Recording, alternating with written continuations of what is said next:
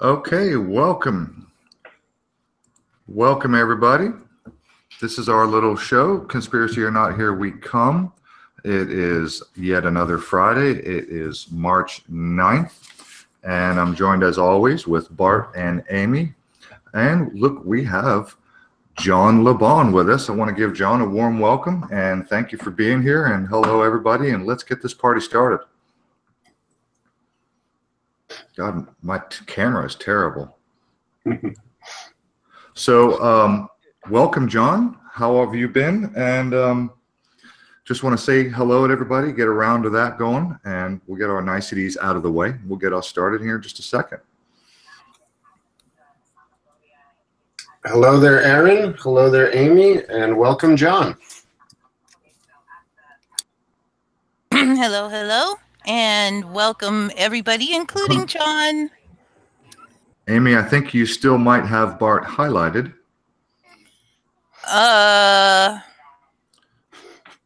John is maybe having trouble with his microphone. Everything was fine a moment ago. No, I'm fine with the microphone, just waiting for a good chance to say hello. So hello to yourself there, Rufus, to Bart, and to Amy. We didn't get much of a chance to chat before we went to air, so I'm really just meeting you guys for the first time. So I'm sure this will be a very interesting little discussion today. I've been looking forward to it all week. Actually, I have as well. So before we get started, a couple things I need to get out of the way. If you are listening in the live chat right now, if you are somebody who has a wrench next to your name, you have our full permission to eject anyone who is intentionally being disruptive to otherwise productive conversation. You have our permission to eject anyone who is intentionally being rude without offering anything useful to any conversation. And that is pretty much our only stipulation.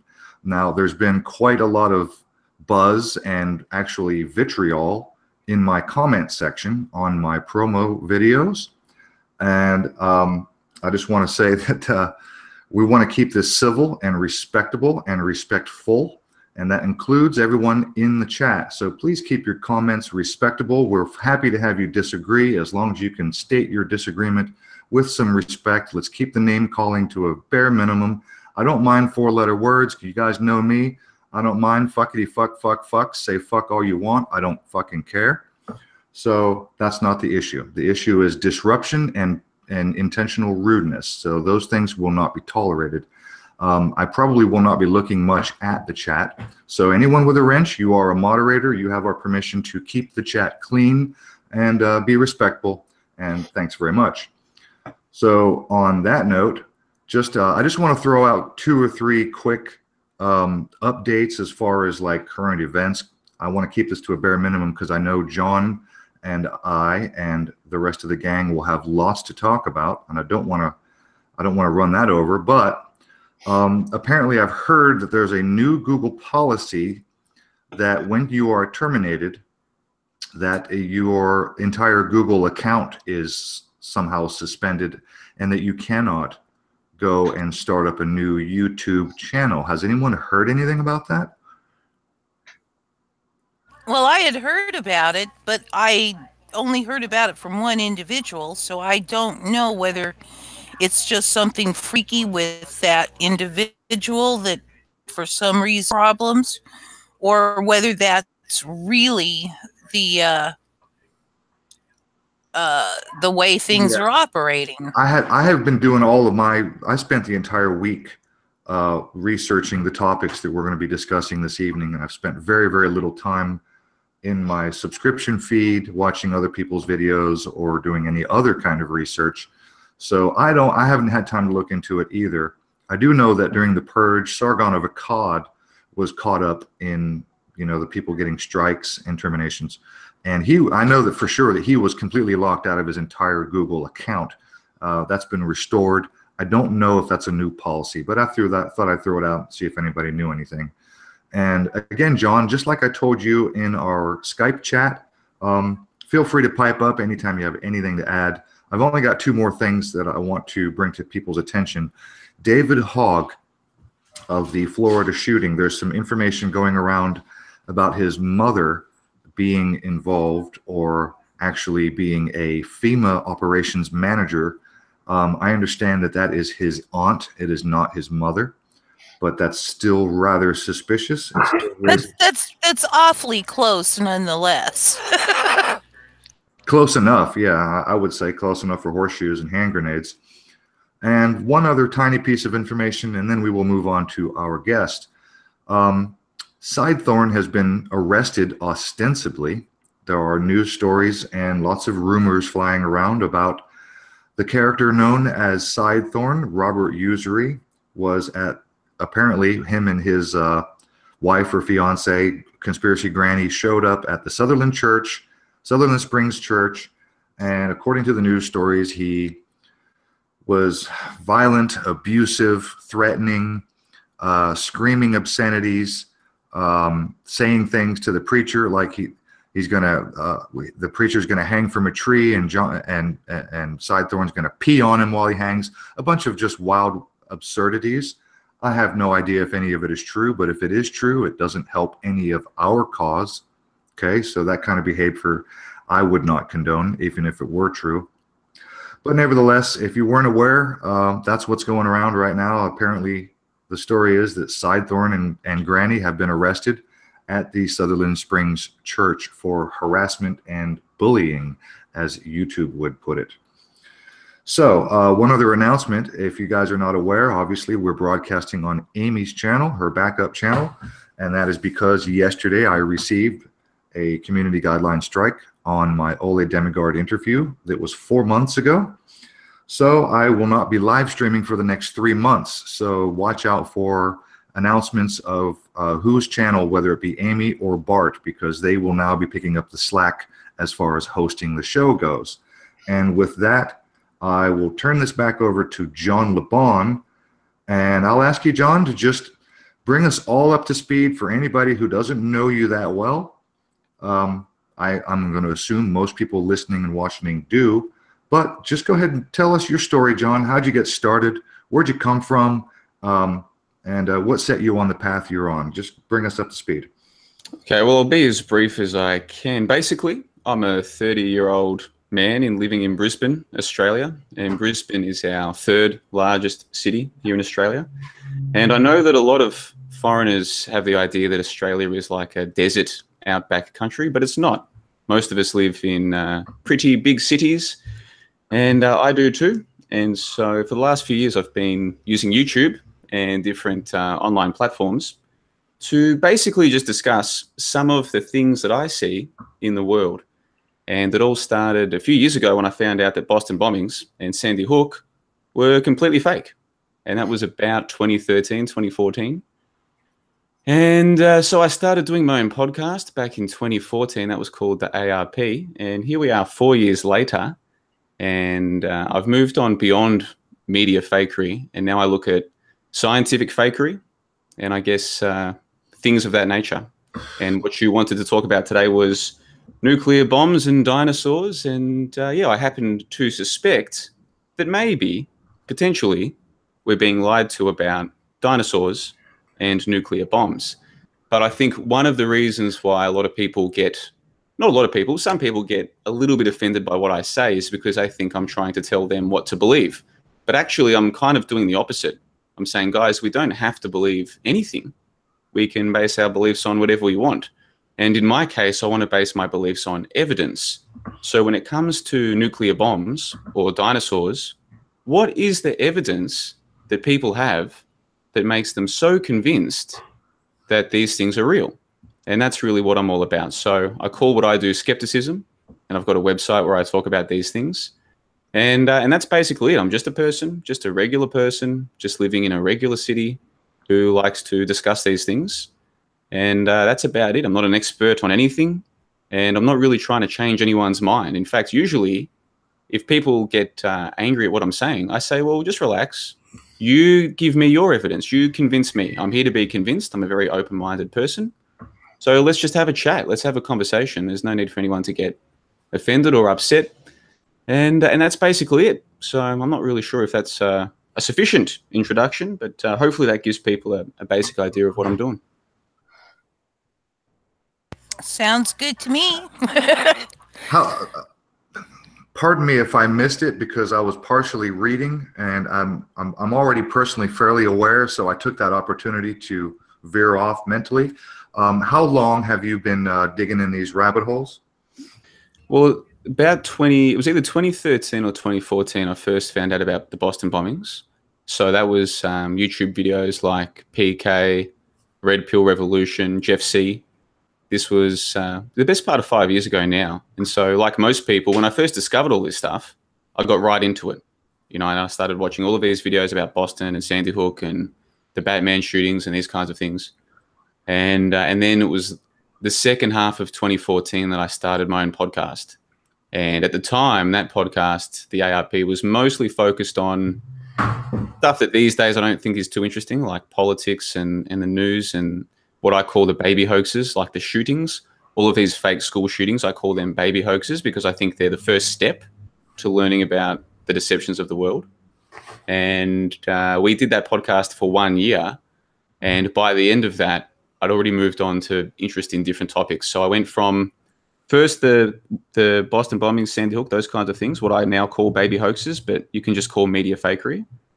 Within a year of starting that podcast, I was already focused on things like the official heliocentric model, dinosaurs, human evolution theory, nuclear bombs, all of these sorts of things. So by late 2015, I was already sort of focused on some of the topics that we want to talk about tonight. And then in the couple of years since then, I guess I've gone even further with all of that, looking into things like history, which I think history now is a lot more questionable than I used to think it was. And I've also started getting into more esoteric topics. For one example, just to give people an idea of what I mean by that, say on 9/11, the two buildings came down. Right in front of the World Trade Center towers, there was a giant black monolith. It was the Hilton Hotel. And it looks identical to the black monolith in Stanley Kubrick's 2001: A Space Odyssey, which was released in 1968, 33 years before. Yeah, who's that? Bart's bringing up on his camera right now. Yeah, like your smartphone. Same thing. The black monolith, the screen. There was one of those right in front of the World Trade Center towers on 9/11, which happened 33 years after Stanley Kubrick's 2001: A Space Odyssey. And that might seem like just some random coincidence, but if you start looking into some of the other connections between that film, the event that we call 9/11, and so many other things, there's a lot more going on in this world than we probably realize at first. And so when I call things like these shootings baby hoaxes, I'm not trying to upset people with it. I'm just saying that that was, for me, my first step. But since then, I've come a long way. And so to answer your question directly, it's been about 4 or 5 years since I first started really getting into all of this stuff. Okay. Well said. Well said, John. And are you, pardon me for asking, but are you college educated? Have you been to college? Yeah, I went to university and I've studied at tertiary institutions. And do you mind if I ask which one? I don't mind if you ask, but there are some details about my past that I try not to be too open with publicly because, unfortunately, there are some people out there, Rufus, as you'll well know, who they believe that their job is to try and, I don't know, bully or harass people online and call them paid shills and government agents. And right. And so for that reason, I try not to be too liberal with some of that information in the public setting. However, on my website where I've got a membership section, all of the members there know my so-called real name. They know where I went to university. They know what I studied. They know a lot about me. But those are people who I'm happy to share that information with. Whereas here on YouTube, there are a lot of cretinous creatures Absolutely. who they truly believe, in their mind, they truly believe that they're so important that that the government sends shills to come and spy on them and to come and spread disinfo. And I mean, it wouldn't be hard if those people were actually intelligent. It wouldn't be hard for them to find out this information about me. It's really not that hard. But these people are that stupid, they can't even do that. So rather than make that job easy for them, I say, well, there's some things about my past that I'm not going to do the easy work for you. You can go and find it out for yourself. Okay. And they say, aha. Okay, so that's where we got you, right? So, yeah. So the other day, I sent you an email. You approved my part-time membership on your website. So as a part-timer, is that information available to me? I'm not too sure. I wouldn't have thought so. It might be. I'm not too sure. But can I ask you, why is that important where I went to university? Well, actually, I'm trying to confirm a piece of information. And I expect and hope that you can appreciate that. I've received an email, and you probably won't be surprised that this person has not so great things to say about you, but he did indicate that in his words, that you let it slip what college you went to. And I just didn't want to ask it outright, but I was hoping to get some confirmation for that one particular piece of information. It's not exactly important. However, if the information conflicts, then obviously there's going to be a little yellow flag, and then I have to determine on what side of the fence to plant that flag. So that's all I was doing. Explain it to me, though. Like, explain it to me, whether that information is true or not. What difference would that make to anything? Like, explain it to me. I'm curious to know. What, in your mind, what difference does that make? Well, like I said, it wouldn't make that much difference other than it would raise a red flag. It would tell me that somebody is lying. And like I said, I would have to determine on what side of this fence, whether it be your side or his side, who is not feeding proper information. I was only trying to confirm something that was sent to me in an email, and I'm not being an accusatory that you didn't go or you did go. But the person, and you probably know who it is, mentioned that that was a Jesuit school. So, yeah, well, the school that he's talking about isn't a university. It's a high school in Melbourne, right? He's claiming that I went to Xavier College. But yes. Okay, thank you. That's exactly. Okay. In Australia, we use the term college to describe our secondary schools. He's claiming that I went to Xavier College, the secondary school, which is not true. But even if it was true, so what? Yeah, I mean, that's all. I mean, I'm here with you. I'm here with you right now, live on the air, and we can talk about whatever you want. And you want to know if I went to a Jesuit secondary school? No, I'm not asking you to. I'm not even sure if Xavier is Jesuit. I mean, that's another thing that he's claiming. Hey, look, it's John. A Catholic school. I don't know if it's Jesuit. Yeah, well, I wanted to bring up that I attended Catholic school from grades 1st to 4th, and the person that I am today, after I wrestled my own education and my own mind away from anybody who would want to, corrupt it or influence it in ways that I object to. If anybody ever held it against me, and said, aha, but in your past, you went to this particular school. Therefore, I can be sure of something. I can be sure, I can draw a conclusion or ascribe meaning based on that. I would have to call bullshit on that. It just makes no difference. It makes very little difference because no matter what he says, and I'm not, and this isn't a positive or negative reflection. There's still going to be one person's word against another, and it's not proof of anything. To me, it's like gematria. It's interesting. Maybe it raises a red flag, but it's still not proof of anything. I really just wanted to get that out of the way. I didn't want it to be a big focus. Well, let me say, this is your show. We can run it however you want.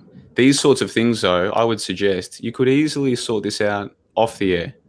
If we've got an hour or 2 hours to talk to your audience. Well, we're doing a 3-hour show, and you can stay as long as you like. But like this is interesting because the thing is, I don't really do many of these interviews on YouTube these days because of some of the bad experiences I've had in the past, right? And there are people out there who will say, I want to discuss important topics, whether it's dinosaurs or nuclear bombs. And it's like, great, let's get together. Let's chat about it. This is interesting stuff. But that's not really what they want to talk about. They want to pretend as though they're important enough that there are paid shills, right? And whether they think that I'm one or that someone else is one, they're actually getting off on this idea that by doing these live shows or Google Hangouts or hanging in the comments, they actually get off on this idea that they're so important that paid shills will be sent in the first place. So in their mind, this process of, oh, is he a shill? Is he a shill? It's like a game of detective. In their mind, they imagine themselves as a detective trying to bust the shills, and it allows them to feed into this idea that they're so important that anybody would send shills in the first place. It's actually kind of sad, right?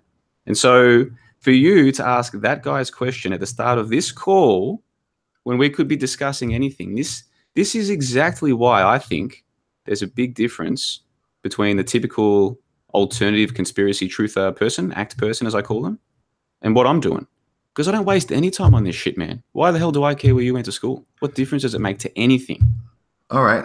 Hang on right there. First of Yes. all, when you say I don't waste time on this kind of shit, with that in mind, I'll ask you the next question, and we'll move forward past the whole schooling thing, because I honestly don't care. I'm fully aware that no matter what anybody says, that it's still not proof of anything. I just wanted to get that out of the way. But when you say I don't waste time on that shit, I'll ask you this. Why do you spend so much time in Josh's chat acting so adversarial and antagonistic? All right, so we should give some context for the listeners. By Josh, you mean Truth Undenied? Yes. And he was one of the guys. He's about the same age as me, because I'm about 30. He's about 30 as well. And back in the 2014, 2015 days, he and I were both, I guess, peripheral members, not central members, but peripheral in the Jeff C. Truth cult. And basically there was this guy called Jeff C. And he had a show called We'll Do It Live. Mm. And back then, I mean, that was when I was still pretty new to all of this.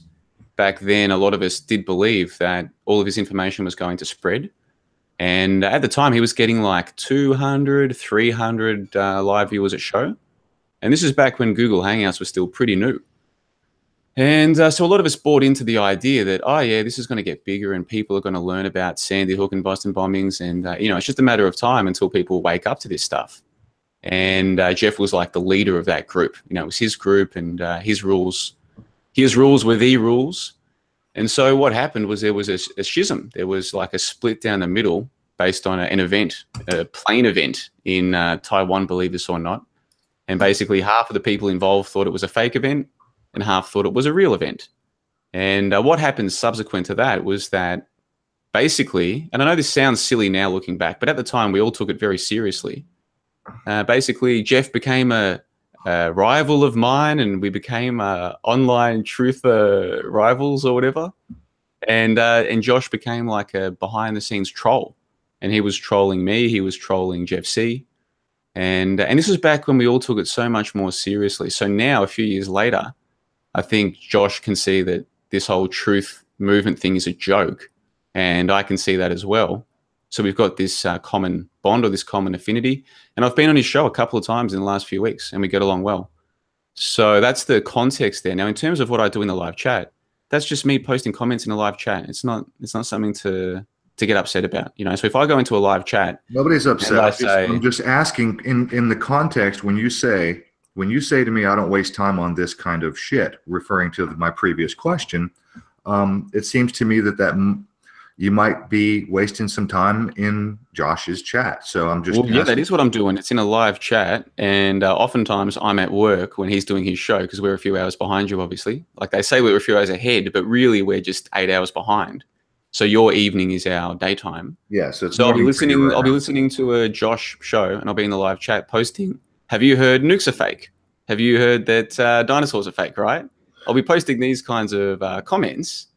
But that's very different, I think, to doing a live show and starting off by saying to someone, did you go to a Jesuit school? Which is effectively what you were getting at. And I just think it's strange, man. Well, I wasn't trying to confirm whether you did or did not go to a Jesuit school. I was only trying to confirm the name of the school. It was one tiny piece of information I was hoping to get confirmation on. Let's move on from this. But before we move on from this, can I just ask you, if it were to be shown that I did not go to Xavier College, right, would you in your mind decide that that clown who posted you that email is no longer to be taken seriously about anything? Like, or would you just forgive him and think, oh, well, that was one wrong piece of information, but next time he sends me a hot tip, I'll use it like it's real. Like if he gets proven wrong about that, which he will, what would be your response? Are you going to keep taking that guy seriously? Can you hear me right now? Yeah. Can you guys hear me? Okay. Would you mind repeating that entire thing, because you broke up all right. really bad? All right. So there's a guy who for the last 4 years now has been going around saying that I went to Xavier College, right? Which, by the way, if I went to Xavier, I'd be proud of it. Okay, it's a prestigious school. A lot of the successful people in Australia go to schools like Xavier. So if I went there, I'd be proud of it. But the problem is I never set foot in the place, right? Now, this guy has spent the last 4 years going around telling people that I went to Xavier College and they're from a Jesuit, blah, blah, blah. If and when it comes out that I did not go to high school there, will you realize that that person who has been saying this for 3 or 4 years is a complete retard who is wasting your time? Will you realize that? Well, absolutely. Because that is what's happening. That guy's a retard, man. Like straight up in this conspiracy. No, let me be serious here for a second. That is funny. It's in this conspiracy realm. There are people who they claim they know that Sandy Hook and Boston were fake, right? And then we think, oh, this guy gets it, right? And we take them seriously. But everything else these people do is completely retarded, up to and including accusing regular people of being paid shills sent by the government. And this is what it took me a long time to realize. I was taking people seriously just because they knew that certain events on TV were fake. But so what? There are many very stupid people with very low capacity for thinking critically and no chance of ever improving their own lives who will waste your time and my time with these notions that there's a government out to get them. And the reason they do it is because it gives their lives meaning, right? If the government cares enough to send shills, well, they must be onto the truth or something. No, but these people are actually very sad, pathetic people. And you've brought that up on many occasions. In fact, you brought it up on your own live stream just the other day when you were referring to the people in my comment section. Now, I will admit, and hopefully you saw my pinned comment where I told everybody gets a heart. I'm not taking any sides. Please be respectful in the comments, respectful to yourself, each other, and our guest. But there was a lot of vitriol. Now, on your live stream, you had mentioned all of the haters in my comment section, and you immediately leaped to that conclusion that they all are in that group of people who think they're so important that the government sends shills. Not sure if you're aware of this, and maybe I'm in that camp. Maybe you'll put me in that camp, or you'll consider me in that camp. But I'm not sure if you're aware of online persona management. I'm not sure if you're aware that the group of people that are running this world, that are pulling the wool over everybody's eyes, are swimming in a mountain of money, of unlimited resources. And why would they not? Why would they not send low-level? I mean, honestly, there's billions of people in India. There's probably an entire building full of low-level, moderately intelligent English-speaking people whose job it is to run around. I mean, it's a real thing. You can buy likes, you can buy shares, you can buy subscribers. I mean, this is not a secret. This is not a secret. Online persona management is a real thing, and if you're not familiar, then you should be. Very but true. none of that proves in any way that anyone on this YouTube truth, so-called movement, none of what you just said proves that any of us are important enough for anyone to send paid shills to come and interact with us. Okay. Now, it might be the case that they do. Okay. I'm open-minded to that. But why waste any time speculating about this nonsense? Well, how does it help? How does it help anything? You yourself have used the term many times. We've all, for lack of a better term, we call this thing a truth movement. In the truth movement, don't you think that trust is an important factor, knowing who to trust? I mean, you yourself said a moment ago that you followed people just because they were aware Sandy Hook was a fake, but they still had a low IQ capacity and couldn't go beyond and couldn't grow. So, I mean, you sort of made that point yourself that... Yeah, and I grew out of it. That's my whole point. It didn't take me long to realize what a load of nonsense I was, right? And it's not about trust. I don't want people to trust me. And if they were to trust me, that wouldn't help. What I'm talking about is the evidence. So say for nuclear bombs, right? Or say for dinosaurs, for two pertinent examples. What I have to talk about is the evidence. It has nothing to do with me. I could die tomorrow. The evidence remains the same, you see. And this is one of the first things that you'll learn when you're studying critical thinking is it is not about the messenger, it's about the message. If we're going to evaluate the evidence, it doesn't matter whose evidence it is, it's about the evidence. So I don't want people to trust me. They shouldn't trust me, right? Most people, even the members of my own website, most of them have never met me. So there's absolutely no reason for them to trust me. That's not what they should be on the website for. They should be on the website or on my YouTube channel because, hey, this guy talks about the evidence. He doesn't waste time speculating about these paid shill boogeymen, which is a complete waste of time. He talks about the evidence. Okay. So, you know, that's all well and good and very well said and very respectable. And I can totally respect that. So let's get on to the evidence, shall we?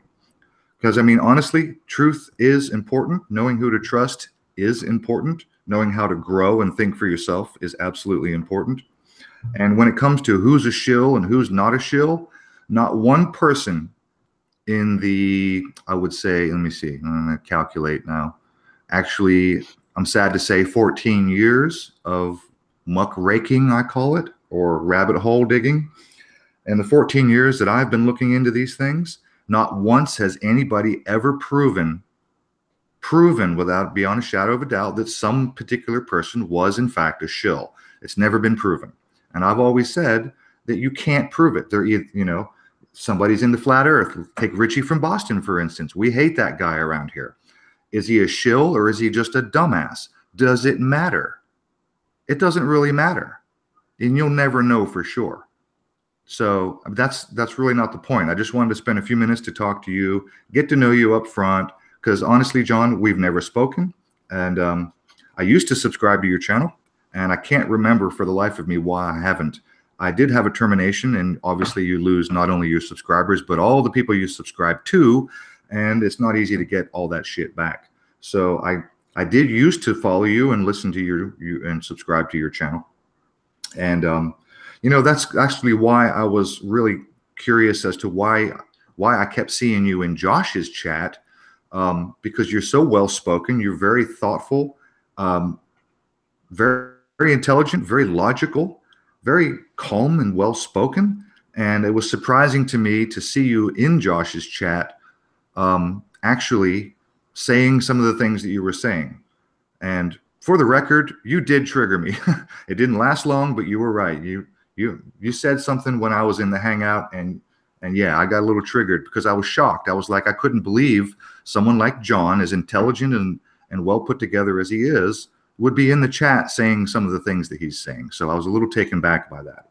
And we should say, for the context of the listeners, when you talk about what I was saying in the chat, usually what I do in Josh's chat is I say, have you guys heard that nukes are fake? Have you guys heard about the dinosaur hoaxes, right? And then I think the time that really upset people was when I said that maybe marijuana is not as harmless as people want to believe, and maybe some people are addicted to marijuana.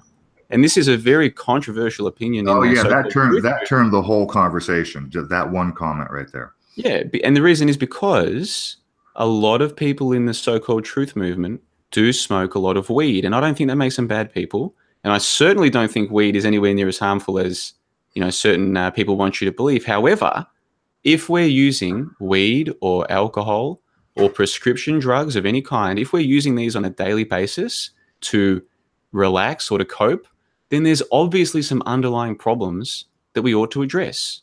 And I think a lot of people in the so-called truth movement, they want to pretend that weed is this medicine or humans evolved with weed and it's actually a totally normal thing. They want to tell themselves that because they're smoking this stuff every day, right? And maybe they're addicted. And that was the point I was making in the chat that day. And boy, did that upset some people. Boy, was that a controversial opinion to suggest, hey guys, maybe smoking weed on a day, maybe this is not good for you. Maybe, you know. And then think about it, man. They're legalizing weed now across America. It's happening across the Western world. What, you really think that's because the people are standing up and fighting for their rights? Maybe. Or maybe they're rolling weed out and weed is going to be the new Soma, just like Brave New World, Aldous Huxley, right? Well, I do have an idea on why they're doing that. I do know that they have been genetically modifying the plant, and I think they're legalizing it so that they can bring in their genetically modified, patentable brands, and then start making it only legal to use the ones that they make lots of money on. Right. That's just my guess. Yeah, and John, I think you bring up a good point. I think what I find funny and maybe a little paradoxical is that if you think about skeptics, truthers, conspiracy folks, anybody who's digging, right, to the average person, we're sort of or people like that, or I'll sort of include myself among that. We're the contrarians. We're the ones that will sort of poke holes in their belief systems, right? And then but then we sort of might get a little upset that they get upset at us, right? But then if you sort of have a grouping of folks and then there's an echo chamber and an agreement and a consensus, and then someone comes in and starts poking around some of their assumptions, well then you're the bad guy now, right? You're it's like a role reversal thing. So yeah, I could see that if you get 30 folks and the one thing that they can all agree on is that smoking weed is awesome, and then you come in and say maybe it's not that great. Whoa, mind blown. I personally like the way that you couch things. You clearly say maybe, right? Have you ever taken this thing that you think for sure and taken a second look at it, re-examined it?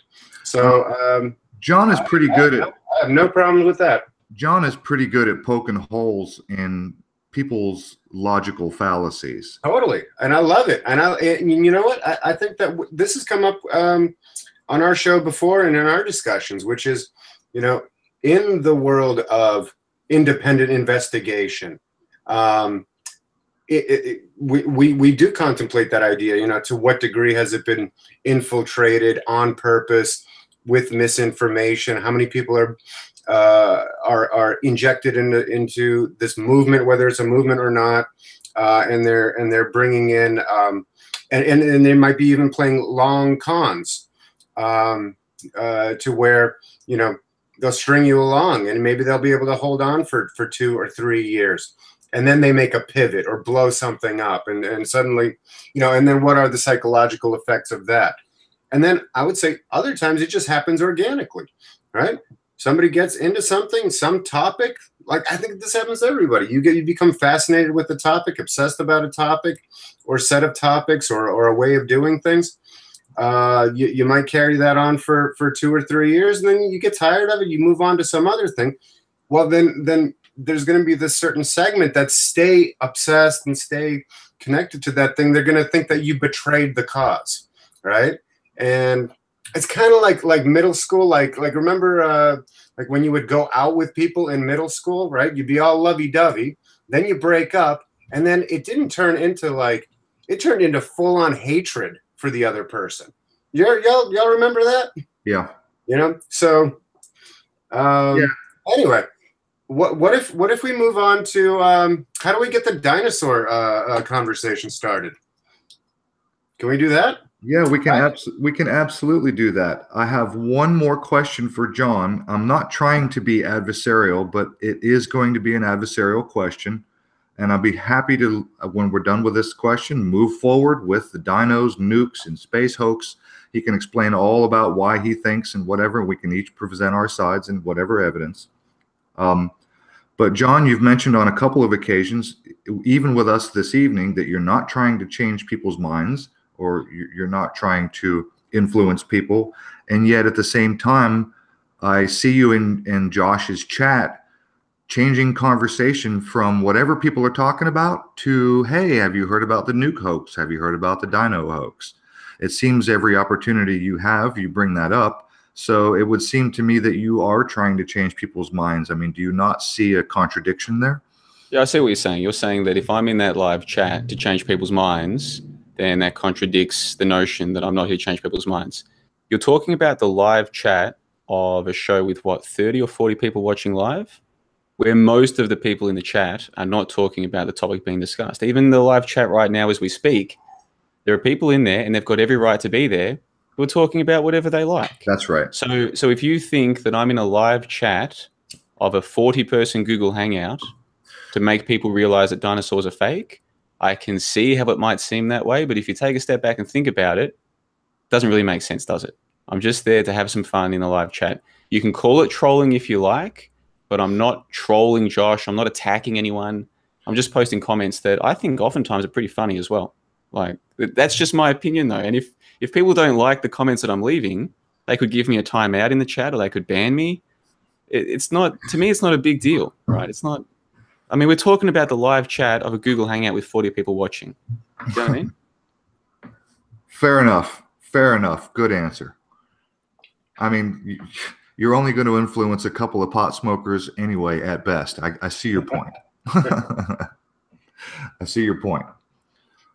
However, that's just all I saw was, one comment versus one action, and they just seemed a little contradictory.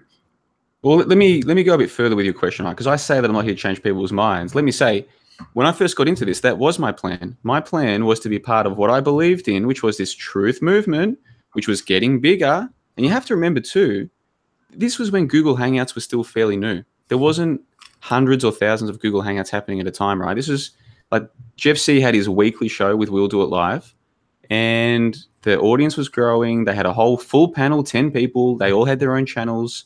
They were all breaking down hoaxes. This was not long after Boston bombings and Sandy Hook. There were new events all the time that they were busting straight away.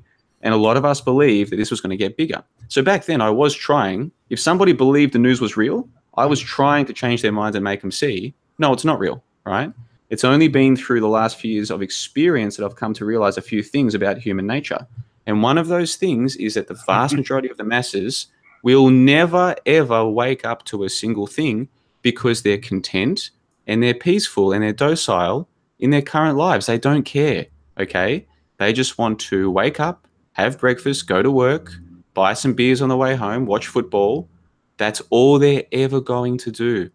And what's more, many of those people are happy, happier than me, happier than many of the people in the chat, right? So who am I to say, hey, listen, it turns out you're being deceived. Everything you think you know is fake. Who am I to say that to them if they're actually quite content in their life right now? Who am I to try and take away their happiness? And I think what's going on is misery loves company, and there are a lot of people who are very miserable, so they see this truth movement as a way to draw more people into their misery. That's what I honestly think is going on. I'm not saying that all people who are here are doing that, but I'm saying that's a big element of it. And me personally, until I find happiness and peace, which I haven't found yet, until I find that, I'm not interested anymore in changing people's minds. Now, if people come to me and they say, oh, you don't believe in dinosaurs, I'm genuinely open-minded. I want to hear what you have to say. Great, let's do it. Let's have a chat. That's what I thought we were coming here to do today, right? However, it's never going to be my job to change your mind. And even if that was my job, I would fail. I can't change people's minds. The only people who can change their minds are themselves. And only people who are open-minded will ever possibly change their minds. And most of the masses are not open-minded. They're closed-minded. That's how they've been bred. That's how they've been trained. That's why they went to school. That's what school exists for. That's all they'll ever be. But I didn't know that when I first got into all of this. So okay. I can see how someone would look at my website, they look at my channel, and they go, yes, he is. He's trying to wake people up. Yeah, I was at the start. But there were things I didn't know back then. I've learned a lot in the last 4 years. I've learned an awful lot. Okay, well, on the topic of your website, what is the purpose? Because at this point, you've got 4 tiers of membership. You've got freeloader, and you've got a part-time free membership, and then there's a 20 per month and a 40 per month. So if you're not trying to change people's minds, are you just trying to make a living off of your website? And by the way, from what I've seen, it's a very well put together website. So I'm not dogging you on that. I'm just curious. And what is your purpose? Tell us, if you're not trying to change people's minds, why the website? That's a good question. So that website I started putting that material together back in the middle of 2016. And that was after I'd been doing all the YouTube stuff for 2 years. So these days, I see that membership website as a place where people can go. Basically, there's two main things that it offers. It offers my videos and my podcasts, the exclusive ones, where I talk about these topics, the esoteric, these kinds of things. It really should be seen by people as just entertaining, nothing more. Do you know what I mean? This is my opinion. If you like what I have to offer, great. But it's not me trying to convince people of what I'm saying. And also, we do weekly Skype calls, and those calls are about anything and everything. And by having this small barrier to entry, what is it, $4 a week or whatever to be a member of my site? What it does is it filters out all of the conspiratards, the people who are miserable, the people who do believe that the truth movement is going to change the world and all this kind of nonsense, right? And what you end up with is just a bunch of people who know the TV is lying and they want to talk about it. And that's all. And it's just an enjoyable conversation. So that's what my website offers. It is not there to change people's minds. It's not there to change the world. It's not going to change the world. It's just me offering my research, my opinions, and providing a place where people can discuss it without having to worry about retards accusing you of being a Jesuit, right? There's no retards there.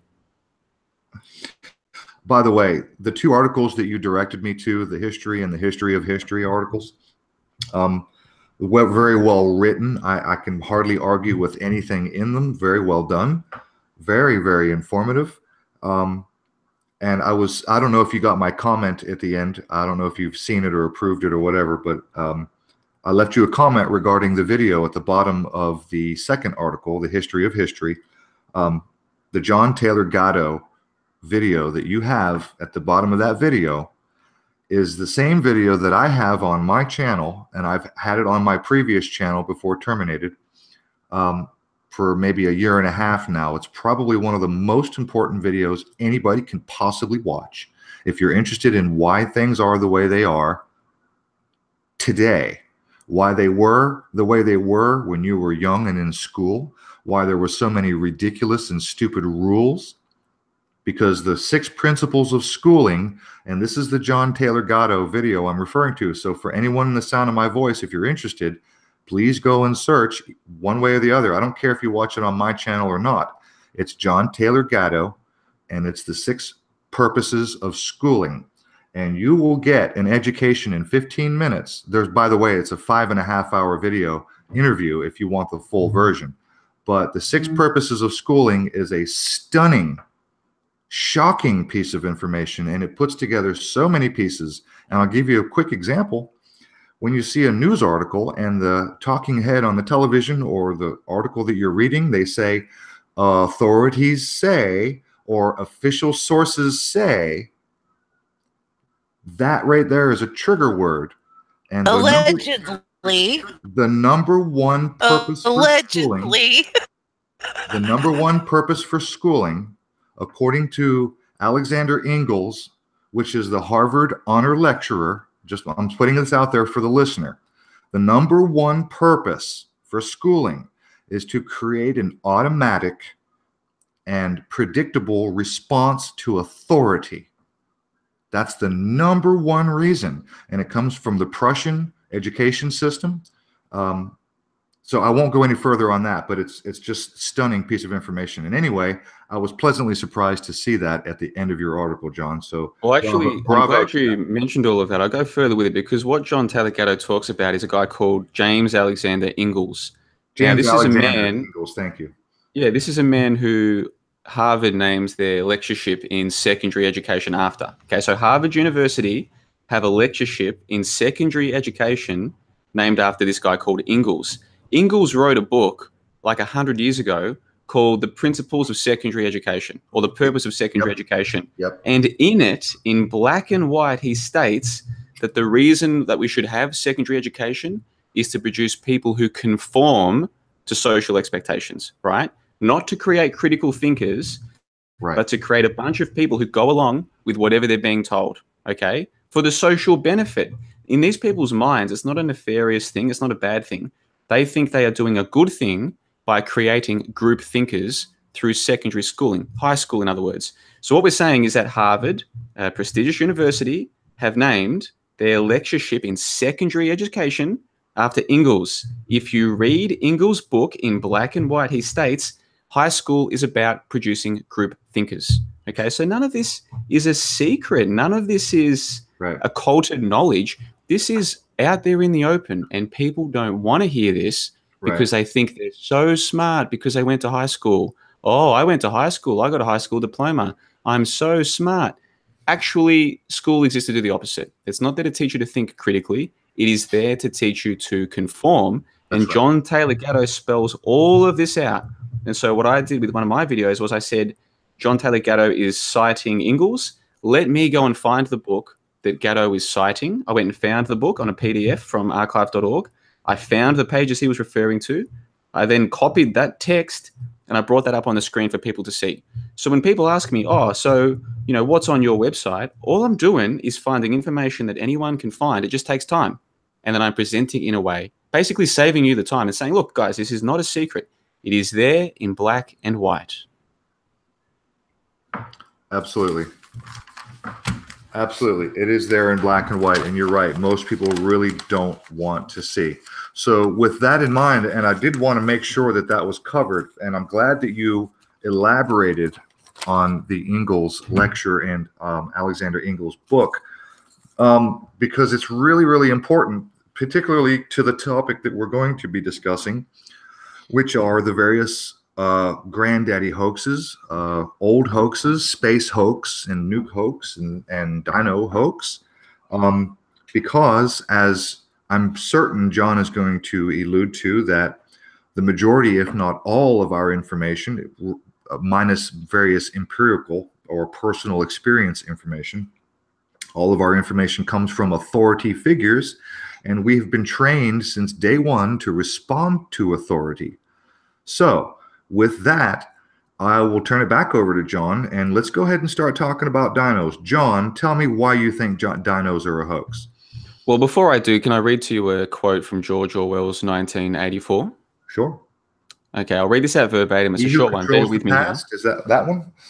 Oh, yeah, hear me out. So, quote, but the world, this is when, sorry, let me unquote that. So this is when Winston is being interrogated towards the end of the book, right? When he's being shown the nature of reality, or what he thinks is reality is being, I guess, the veil is being lifted in a way. Yep. So that's the context here. So quote, but the world is itself only a speck of dust, and man is tiny, helpless. How long has he been in existence? For millions of years, the earth was uninhabited. Nonsense. The earth is as old as we are, no older. How could it be older? Nothing exists except through human consciousness. But the rocks are full of the bones of extinct animals, mammoths and mastodons and enormous reptiles, which lived here long before man was ever heard of. Have you seen those bones, Winston? Of course not. 19th century biologists invented them. Before man, there was nothing. After man, if he could come to an end, there would be nothing. Outside man, there is nothing. But the whole universe is outside us. Look at the stars. Some of them are 1 million light years away. They are out of our reach forever. What are the stars? Said O'Brien indifferently. They are bits of fire a few kilometers away. We could reach them if we wanted to, or we could blot them out. The earth is the center of the universe. The sun and stars go round it. And that's the end of the quote. So that's an interaction between Winston and O'Brien. And Winston is saying, how can you guys be so important? You're saying that you guys run the whole show. How could you run the whole show? There are things you don't run, such as the dinosaur bones. And then O'Brien is explaining, who do you think invented those bones? Do you really think they were here before us? Now, this is a book. This is 1984 by George Orwell, which many people claim to have read. And as far as I'm concerned, it's there in black and white, isn't it? This idea that we think that these bones were there for millions of years, and you've got O'Brien there saying quite clearly, no, we invented them in the 19th century. Now, you might say, oh, but JLB, that's just a book. You're right. It is just a book. When do you think dinosaur bones were first discovered?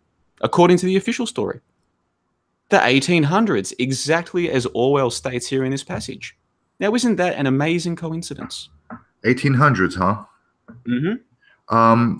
Can I assume through the research, I assume you've done lots, so can I assume that you have seen the petroglyph cave drawings of what would otherwise be recognized as a dinosaur? Yeah, I've seen some people claiming they've got cave paintings, not just of dinosaurs, but of old humans and all kinds of things. They're discovering new cave paintings all the time. It's amazing. Yeah, that's curious, isn't it? Well, so are you? Let me jump in there because we had a little bit of dead air there. I think I waited too long, but I've always been somewhat skeptical as to the dating of these cave paintings as well, right? So this idea of, well, we know for a fact that the Lascaux paintings were 30,000 years ago. How do we know for a fact? Is this based on assumptions that are based on assumptions that are based on assumptions that fit the general chronology?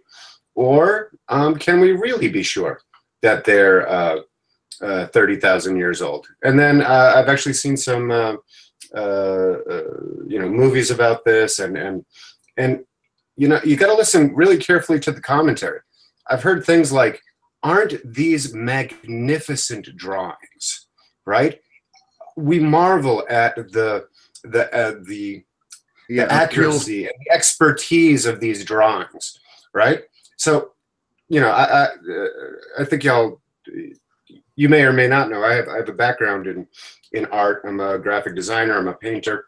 I've been able to I've been a good drawer and illustrator since I was about 4 or 5 years old. I look at them and I go, no, they're not that great. What are these people talking about, right? And then I bump up against this idea of how powerful the word is and the suggestion that comes through in these narrations, right? Where, let's say, a lot of people through the education system have been dissuaded from learning anything past reading, writing, and arithmetic, and so things like art, music, they're being systematically hollowed out, right? So if people never develop drawing skills, well, then they hear these narrations and they go, yeah, well, the guy said these are really impressive, therefore they must be really impressive. Man, I'll tell you, a lot of times they're the simplest of shapes. They're little stick figures. Sometimes they have some decent shading on them, but come on, anyway. That's what I got to say about that. Well, I think it's important to remember that most of what we get on these subjects are from authority figures. Sources say, and authorities, and this and that, and officials this and that. And we've been trained to respond and respect these people because they're the ones with the education. And who am I but a burger flipper? And I don't know because I wasn't there on the dig. But John, I didn't go to Harvard. But John, you're not actually basing this argument on a quote from the book saying that we invented those bones. Well, I'm not even really presenting an argument yet. I'm just presenting that book, that passage from a very important book. Many people claim it's an important book. And I'm presenting that as a way of looking at this idea that we all imagine that the bones have been there for millions of years. That's what Winston imagines. However, how many of us have taken the time to really look into the evidence? And of course, that's what O'Brien is pointing out to Winston. You think you know how long the bones have been there, but how do you know that we didn't just put them there? And then I'm pointing out that dinosaurs, as we know them, they're an 1800s and 19th century creation. I'm wondering how many people are aware of that. And I wonder how many people have spent any time whatsoever properly scrutinizing the claims they've been given about dinosaurs. We've already established that school doesn't exist to teach us to think for ourselves. So when was it that we were all convinced that dinosaurs existed? Were we convinced that dinosaurs existed by being shown scientific evidence? Or were we convinced that dinosaurs existed by lovable little creatures such as Ducky the big mouth and Spike the spike tail and Littlefoot the long neck on their great voyage to the hidden valley, the Great Valley, where they had to go because Littlefoot's mother had died, right? What were we really convinced by? Were we convinced by the fact that there were authorities telling us this? Or were we convinced by scientific evidence? And I'm putting to you and I'm putting to your listeners, we were convinced by the authorities and by the anthropomorphized characters, not by scientific evidence. So what about the actual scientific evidence? Well, let's discuss it. What was the scientific evidence that you found most convincing when you were being shown that dinosaurs are real? Well, see, the way you frame it, I have to revert back to the actual evidence. And when you say shown that they were real, I'm not speaking of what my experience having been shown that they were real. I'm speaking of my experience having actually physically touched and seen with my own eyes the bones. Okay, so did you see and touch bones? Yes. Were Well, they bones or mineralized, fossilized bones, yes. Yeah, because this is something I only discovered when I started looking into this for myself. They're not actually bones, they're fossils.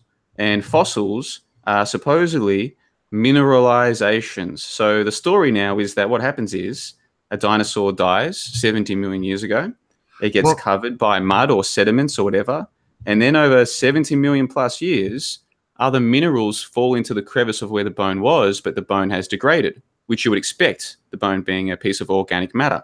So now the minerals have fallen into where the bone was, and now we have minerals that look like a bone. But of course, what are minerals? Well, they're like a rock. So what we really have is rocks that look, we're told, like bones. We're not actually seeing the bones themselves. Now, I didn't know that until I started looking into dinosaurs for myself. I was completely convinced that dinosaurs were real and the experts had the evidence, but I didn't even know this basic fact about the official story, which is that they don't claim to have bones. They have rocks that look like bones. Isn't that interesting? Yeah, and this is sort of a semantic game. And obviously a mineralized bone is in fact a rock, because that's what rocks are. They're minerals. So, I mean, I can't argue that they are rocks. However, these are not rocks as we would typically know them, as your typical standard run-of-the-mill piece of granite or limestone or sandstone, basalt, various stone formations. This is not a situation where somebody decided to carve a bone out of an existing rock. That has occurred. Yeah, it has occurred. In fact, I even debunked myself, John. When I spoke to you in Josh's chat, I asked you if you were familiar with the pottery and carvings, and I was mistaken. I thought they were Greek. They're not. They are from Peru. They're Inca. They are stone carvings that show humans interacting with dinosaurs. And to be honest, I just got to be honest, man. I debunked myself this week because I looked them up, and it turns out they are a hoax. They have been fabricated, and it has been admitted and acknowledged and proven. So and I've even got some pictures. I do want to share. In fact, while I'm speaking, I'm going to go ahead and do a screen share and show you a couple of things while we're on this particular subject. Amy, if you would highlight me, please. I will go to this folder here. And there are several things I would like to show you and discuss. And just for the record, I did actually yesterday, John, maybe you'll be proud of me. I went to the Fernbank Museum. I live in Atlanta. So I went to the Fernbank Natural History Museum to look at what dinosaur bones they might have had. I was sorely disappointed. However, I've got some interesting things to show you. Here's a picture of what has been debunked and admitted to be debunked. And these stones you can buy down in South America, and there are many of them, and they are clearly falsified. But nevertheless, there's that. So that doesn't prove anything. But let me just show you this picture just real quick. This is a picture of a man lying next to a bone, or a fossilized bone, a mineralized bone, essentially a stone or a rock. So are you suggesting that somebody took regular rock and carved it to look like this bone? Well, I'm not sure about that particular photo. Who knows what they've done there? I guess on the flip side, it is, are we supposed to assume that that belonged to a giant monster 70 million years ago? I mean, which of those two explanations seems more implausible? That one sentence contained many elements that need to be examined, in my opinion. One giant monster is one element. 70 million years ago is a completely separate issue. Now, whether or not it's 70 million years old is something we can talk about, but it's not really worth debating because nobody can freaking prove it. I wasn't there 70 million years, and neither was anyone else. So no one can say for sure how old it is. And you do make a good argument in your history articles about what is credible as far as particularly the geology and the strata. Forgive me if I screw this word up. The stratology, where they date things according to layers of Earth strata. So I mean, you make a good argument in that article. But this bone, if I'm not mistaken, that is a thigh bone of Argentinius, which is the largest dinosaur ever found, supposedly 69 tons, they estimate it to be. Here's an additional bone, completely, it's another bone altogether, with a man lying beside it. Now, here's what I really want to show you. Now, whether or not somebody carved that, because that's not a very clear picture, I can't look very, very closely at it. And one of the arguments that I have is, and I've never heard anybody make this argument, by the way, it's there's a word, it's foramen, Foraman. It's called foramen, and these are the tiny holes that exist in bone. Here's my fern bank visit. I got to go to this video here. Here is one of an example that I saw just yesterday. Let me pause this. This is a giant sloth. It is an actual bone. There's a rib, a claw, and a skull. In just a moment, and I'll show you very closely. But you can very clearly see the foramen, which are the tiny holes that are in the bone structure that allow passage of blood vessels and nerves and tendons and things like that. So this is only 2 minutes long, and I'll pause it as we go. And I'll jump forward since you've already probably read that. But here is an actual bone. Just so we're clear, are these rocks or bones? Well, again, this is a game of semantics. This is a bone that's been mineralized and fossilized. So it's a rock, not a bone. So it is stone. It is officially mineral. Okay. It's so what we're looking at? What we're looking at are stones that kind of look like bones. But what we're looking at, let's be clear here, we're looking at bones that kind of look like stones. Is what we're looking at. Well, I think there's also not kinda. Well, hold on. I think there's also these other layers of clarification, right? Because what we're looking at here is a giant sloth. This is a giant sloth skull. Okay, so a giant sloth. Is a giant sloth a dinosaur or not? Well, I don't know if it would be classified as a dinosaur. It is classified as something that lived, they say, millions of years ago. Right. So I think that that this is an excellent example of what was potentially an exploitable gap in our knowledge and our assumptions, right? So I'll lean towards the idea of believing in, mammoths, ancient, giant sloths, right? Because those are both mammals, and maybe they existed 10,000, 20,000, 50,000 years ago. Okay, for me that's still sort of manageable, right? But when they get into such long periods of time, like when they're talking about, with very hard certainty, these sorts of datings like 70 million, 300 million, 500 million years ago, and this is all assumed that because of the strata, that we found them here, therefore that ties them to this date. I think that that's where it goes bonkers, and we could be off by tremendous amounts of time. Sure.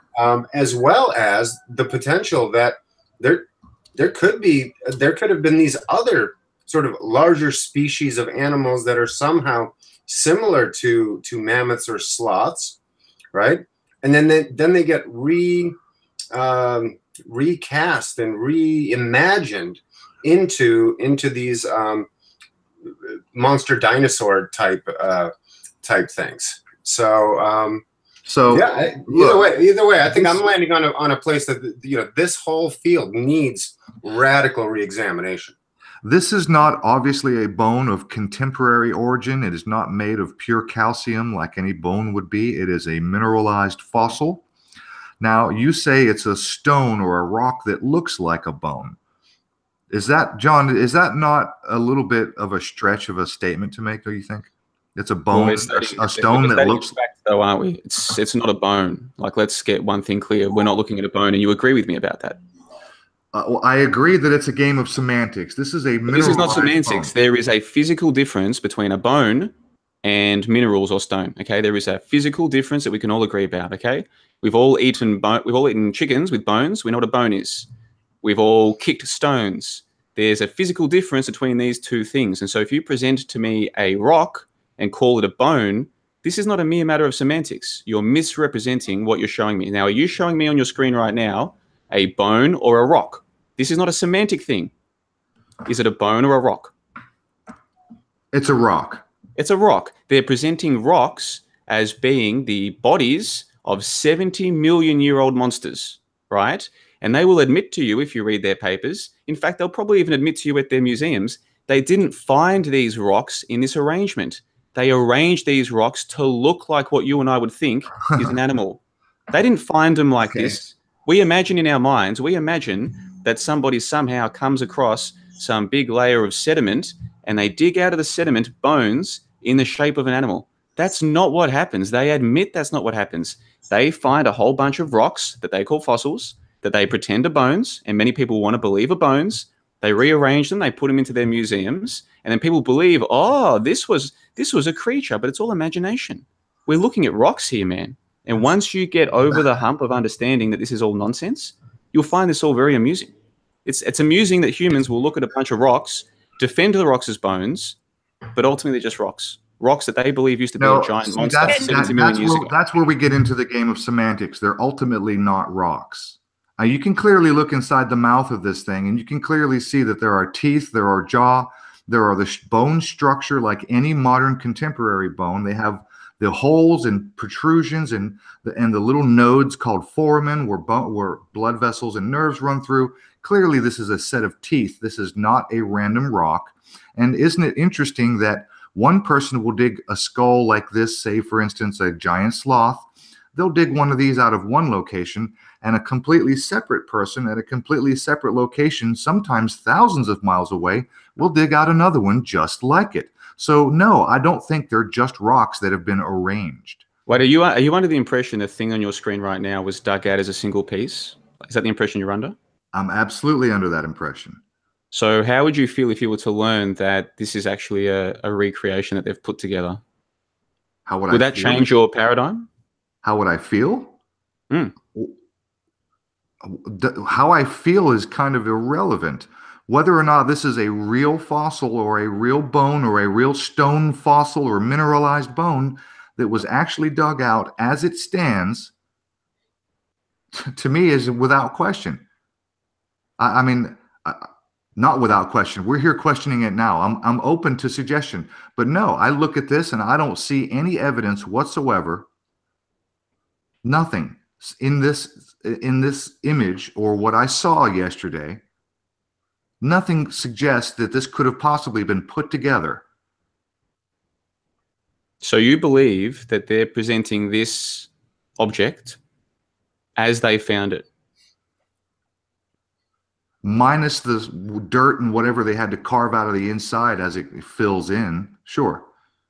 But Aaron, maybe the question should be: do you entertain the possibility that this is a cleverly concocted forgery? No, I don't. I mean, I'm willing to consider it, but I'm also willing to quickly dismiss it, and that's not because I just believe someone told me.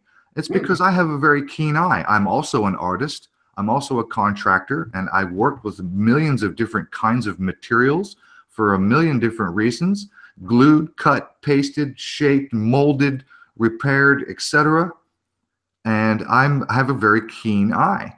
I can look at this and say, at least to myself, that there's too much fucking detail, And then when you consider that this isn't the only one, there have been numerous of these types of skulls dug out of multiple locations by multiple people. And why is it that they're all the same?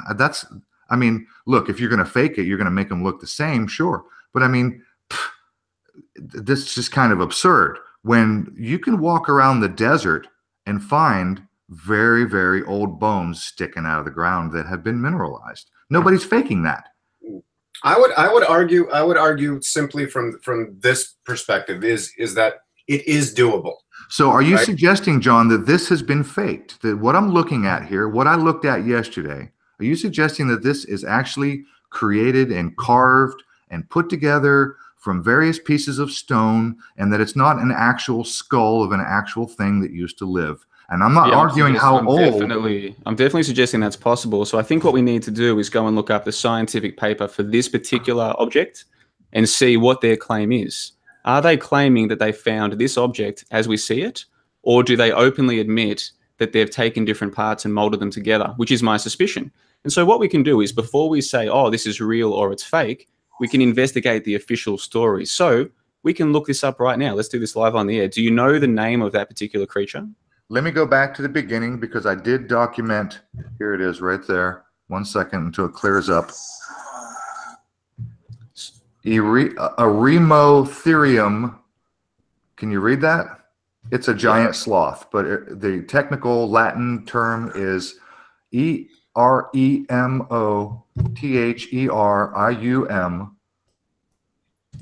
laurillardi. And that's probably after the person that maybe discovered it first. Laurillardi. Eremotherium laurillardi. Yep. So I'm just looking this one up now because obviously there's literally hundreds of different species of so-called dinosaur that they claim is real. And so I don't obviously pretend to know the ins and outs of every single one of them. Sure. So what we can do now is look up the official story of that particular creature. So the first thing that comes up on Google is Eremotherium is an extinct genus of ground sloth endemic to North America and South America. It lived from 5 million to 11,000 years ago. Let's see, it was named by Spillman in 1948. So this particular dinosaur was discovered 60 or 70 years ago by Spillman and Carroll and Cisneros. And they've got some photos here and some images. They've got some of these at the Smithsonian, actually. They've got some Smithsonian versions of this. So what I can do now is see if I can find the paper where they first named this dinosaur. And so they have a system in paleontology where they call it describing.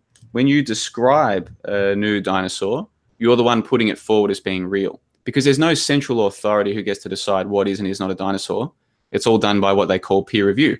So 2 dudes from university can say they found a dinosaur. They put it through a so-called peer review process where they pay a journal to peer review it. And so long as it gets through that process, then you've now got a new species of dinosaur, right? So what we can do, if we've got good research skills, is go and find the original paper that they submitted to prove that it was a dinosaur. So I'm going to see if I can do that right now live on the air. It might take me a couple minutes, but let's see if I can track down that particular scientific paper. How's that sound? That's just fine. When you can screen share if you'd like. We can watch you do it in real time. Well, this will be fun. And so that's why the way I see it is there's no need to take a me versus them or an us versus them mentality. It can be like, well, here's an object. They're presenting it as something. Let's find out what the official story is before we start arguing for or against it, you see. Let's see what they're claiming to know. And it's more difficult in this case because the photo we're looking at is from your visit to the museum. What I did when I was filming for my Dino Skeptics film was I found the scientific papers and then went out to the museum. So I did it the other way around. I found the scientific papers, I read the scientific papers, then I went to see the evidence that they were presenting to the public. We're doing it the other way around now, but that's okay. Let's see what we can come up with. Okay, so while you're looking, I just find it really remarkable as someone who has spent time as an artist, and by the way, I have been paid to do trompe l'oeil. Okay, so that's French for fool the eye. It's a very precise artwork, that involves a keen sense of perspective. So I have done some fairly high-end art, and I've been paid to do it. So I am an artist, I am a musician, and I am a contractor. I've worked with millions of materials.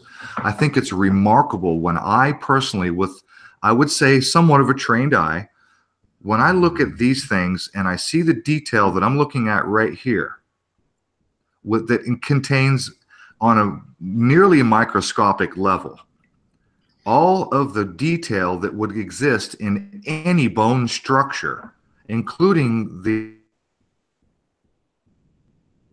and all of the internal bone structure, all of the tubulal, spatial structure inside of a bone that would contain the marrow and things like that.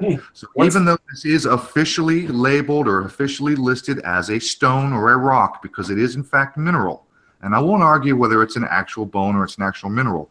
I'm going to keep going back to that. I think that's a semantic game. But wait, hold on. Can I just, I think this is a really, really crucial point. Go, Bart. The bones that you're looking at, that you're seeing all this detail in, right? Or the fossilized bone I think that this is legit, meaning this is a giant sloth, which is a mammal, right? I think that that is a really important point here. We're not talking about mammals, sloths and mammoths, right? And I think that therein lies the humongous opportunity for conflation, right? Do the dinosaur bones, do the bones of the Stegosaurus and the, well, I guess there is no Brontosaurus, right? Because that's a whole other, you know, thing where a different head was put on a different body, and there's a whole funny story out there, and it could be a limited hangout. But you get what I'm saying, Aaron? This is really significant. This is a sloth. This is a mammal. Yes, it's a mammal. I think that it's not a giant lizard. It's not a 69-ton lizard. It's not a 69-ton lizard.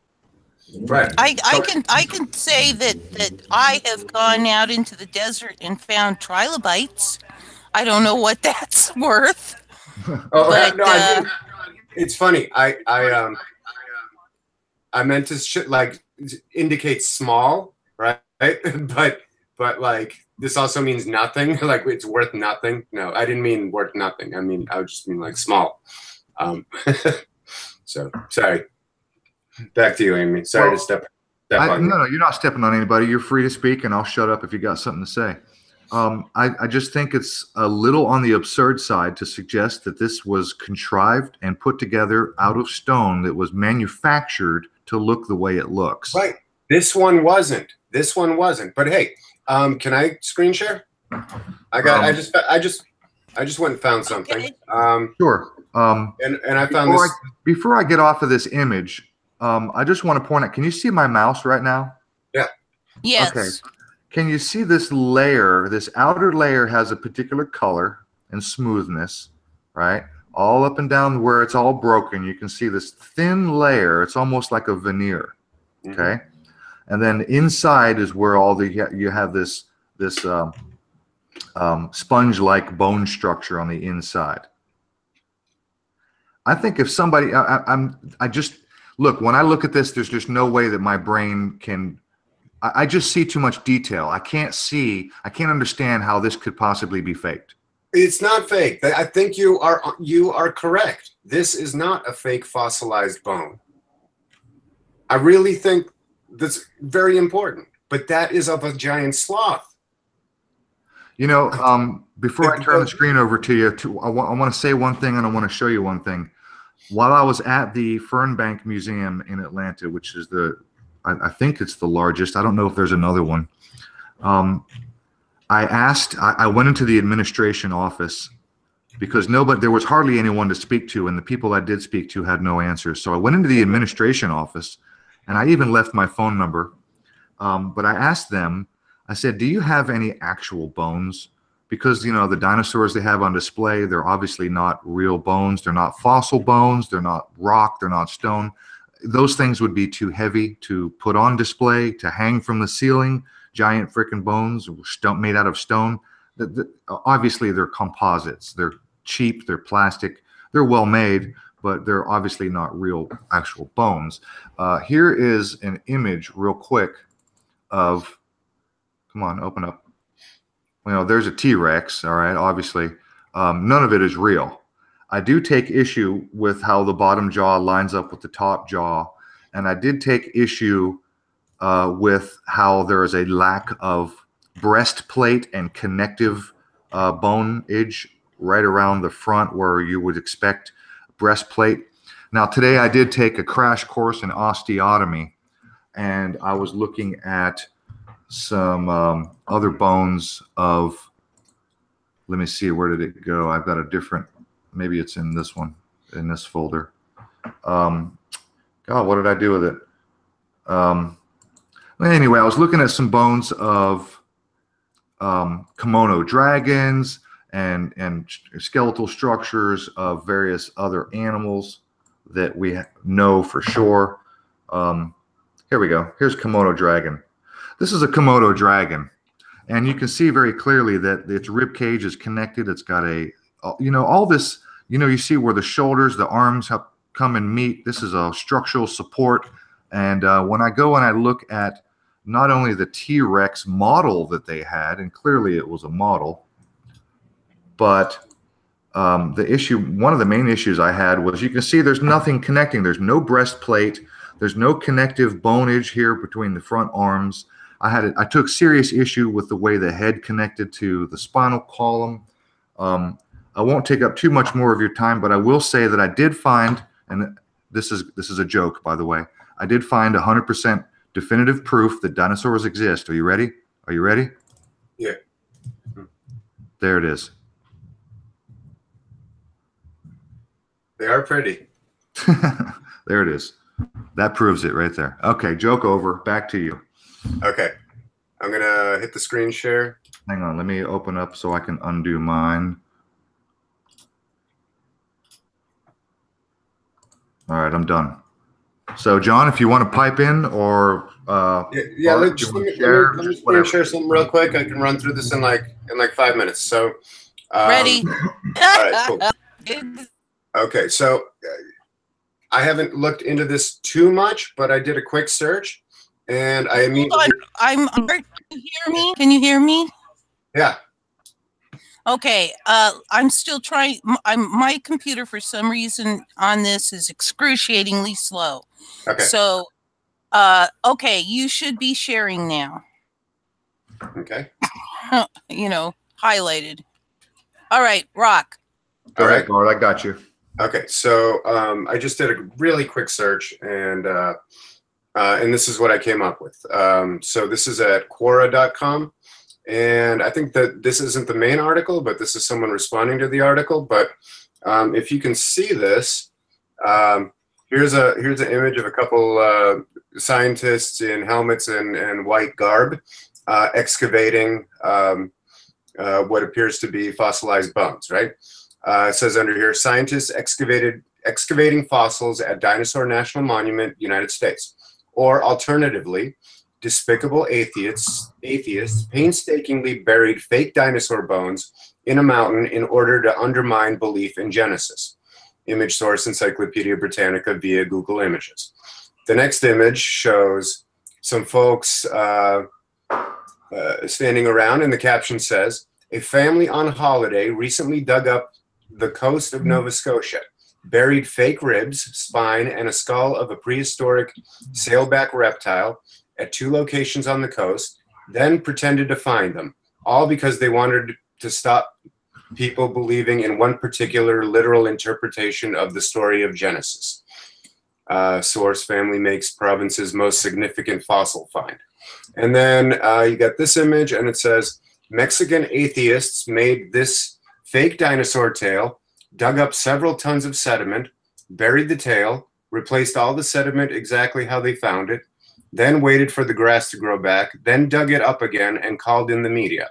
In an unverified interview, they revealed they They did it because they didn't want people to believe Adam and Eve lived in the Garden of Eden. I'm just okay. So we've already uncovered some deception there. I just wanted to show that. That could be somebody showing images and spinning it, right? That could be any number of things. I'm just saying it is fakeable. And, you know, us as researchers, come on, we've seen the depths of deception played out in so many ways. You know, I think we need to take it quite seriously that this is possible, or just so grossly misinterpreted. Like I said, my big issue is, okay, maybe there were these exotic animals, but how, you know, these very confident proclamations that they're, you know, 50, 70, 300 million years old. This to me is stretches credibility. I have a question to ask John. John, I've been sitting here thinking about the faking of the dinosaurs, and I'm pondering why they did that. Do you have any thoughts on that particular thing? I mean, why? Sure. Well, there's the micro and there's the macro. So on the micro level, if you are a paleontologist, you need to be discovering dinosaurs, don't you? I mean, it's part of your business, like writing papers on dinosaurs. And ideally, if you can, well, just hear me out. Ideally, if you can, you'd like to find some dinosaurs as well. That's where the success is. That's where the money is in the field of paleontology. Then in the field of, say, mass media, pop culture, films, you want to be able to sell stories. And dinosaurs are a terrific story to sell. The first Jurassic Park film in 1993 officially had a box office of $1 billion. Then you've got all the merchandise and the games and the amusement parks on top of that. And there's like 5 or 6 films in that series now. So we're talking about a multi-billion-dollar industry. Okay, this is on the micro level. This is in the practical level today. There's a lot of money in all of this. And one of the reasons there's money in it is because dinosaurs are monsters that humans, that adults are allowed to believe, okay? You're not allowed to believe in monsters at a certain age, 5 or 6 or 7, but you are allowed to believe in dinosaurs, which are simply monsters that have gone extinct 70 million years ago, right? Same thing. You get to believe in these fantastical creatures that you can imagine, wow, if I was in the presence of it, it'd be so scary. So it allows your imagination to run wild. So it's a terrific plot for films and for these kinds of things. So for both the so-called experts and the people who give us, well, just hear me out, and the people who give us the mass media, there's money in it on a pragmatic level. That's the micro level. On the macro level, if you look into the history of human evolution theory, there is a direct overlap between that and dinosaur theory. The two things go hand in hand, same as stratigraphy, as Rufus Cat was mentioning earlier, this idea of dating rocks based on how far down they are in the ground. All of these concepts all play together to help convince the masses that they evolved, that humans have been here for thousands of years, that this earth has been here for billions of years. They're all key tenets of the modern religion of scientism. That's the macro level. And then you've got the micro level. And I hope the distinctions between the two are, I hope I've made that clear enough. Does that answer your question? Pretty well, yes and no. I guess my question is, when they very first, I mean, why would they think, hey, let's pretend there were bunches of critters that were huge and lived on this planet? You know, what was the initial thought that made them do that? Well, that I don't know. I wasn't there, because we're talking about things that happened 200 years ago, or the best part of. So okay, what was going through their mind, I obviously don't know. That's like, just let me respond though. That's like asking me, why did they decide to bring down 2 towers on 9/11? I can come up with my own speculations, but there's no way I can possibly know. I don't think there's any way that any of us can possibly know. I understand that. Perhaps I misasked the question. Let me retry. What do you suppose would be their motivation initially? Well, even the idea of they, like, was it just Sir Richard Owen, the guy who was credited as creating the term dinosaur back in the 1840s? Was it just his idea? Were there other people? Like, To say what was their motivation, I'd need to know who they are, and I don't even know who they are. All we can do is look at the evidence today and come up with our best inferences about what happened in the past. But in terms of their primal motivations, I can't know, and I don't think any of us can. So what was the name, Sir Richard? Was it Allen? Sir Richard Owen, Owen. And of course, he was knighted. That's why we call him Sir Richard Owen. He was knighted. I just didn't hear you properly. I want to look that up. Yeah, I said just that you do, because he, like I said, he was knighted. This is a member of the ruling aristocracy, essentially. He mixes with the people who run the show. Sure. And he was the one who's credited with coining the term dinosaur, which means, I think, if you take it from the Latin, lizard monster or giant lizard or scary lizard or something like this. That's where the word dinosaur comes from. It was invented in the this is according to the official story. It was invented in the 1840s by a guy who was knighted by the Queen or the king, or who was in charge back then. So with all of your personal research on this subject, is Sir Richard Owen in the 1840s, is that the actual first ever mentioned? At first mention, let alone the first official recording or the first official declaration or the first official naming. I have to dig in my memory, and right now it's not working that great because I've got so many things I want to think about and talk about.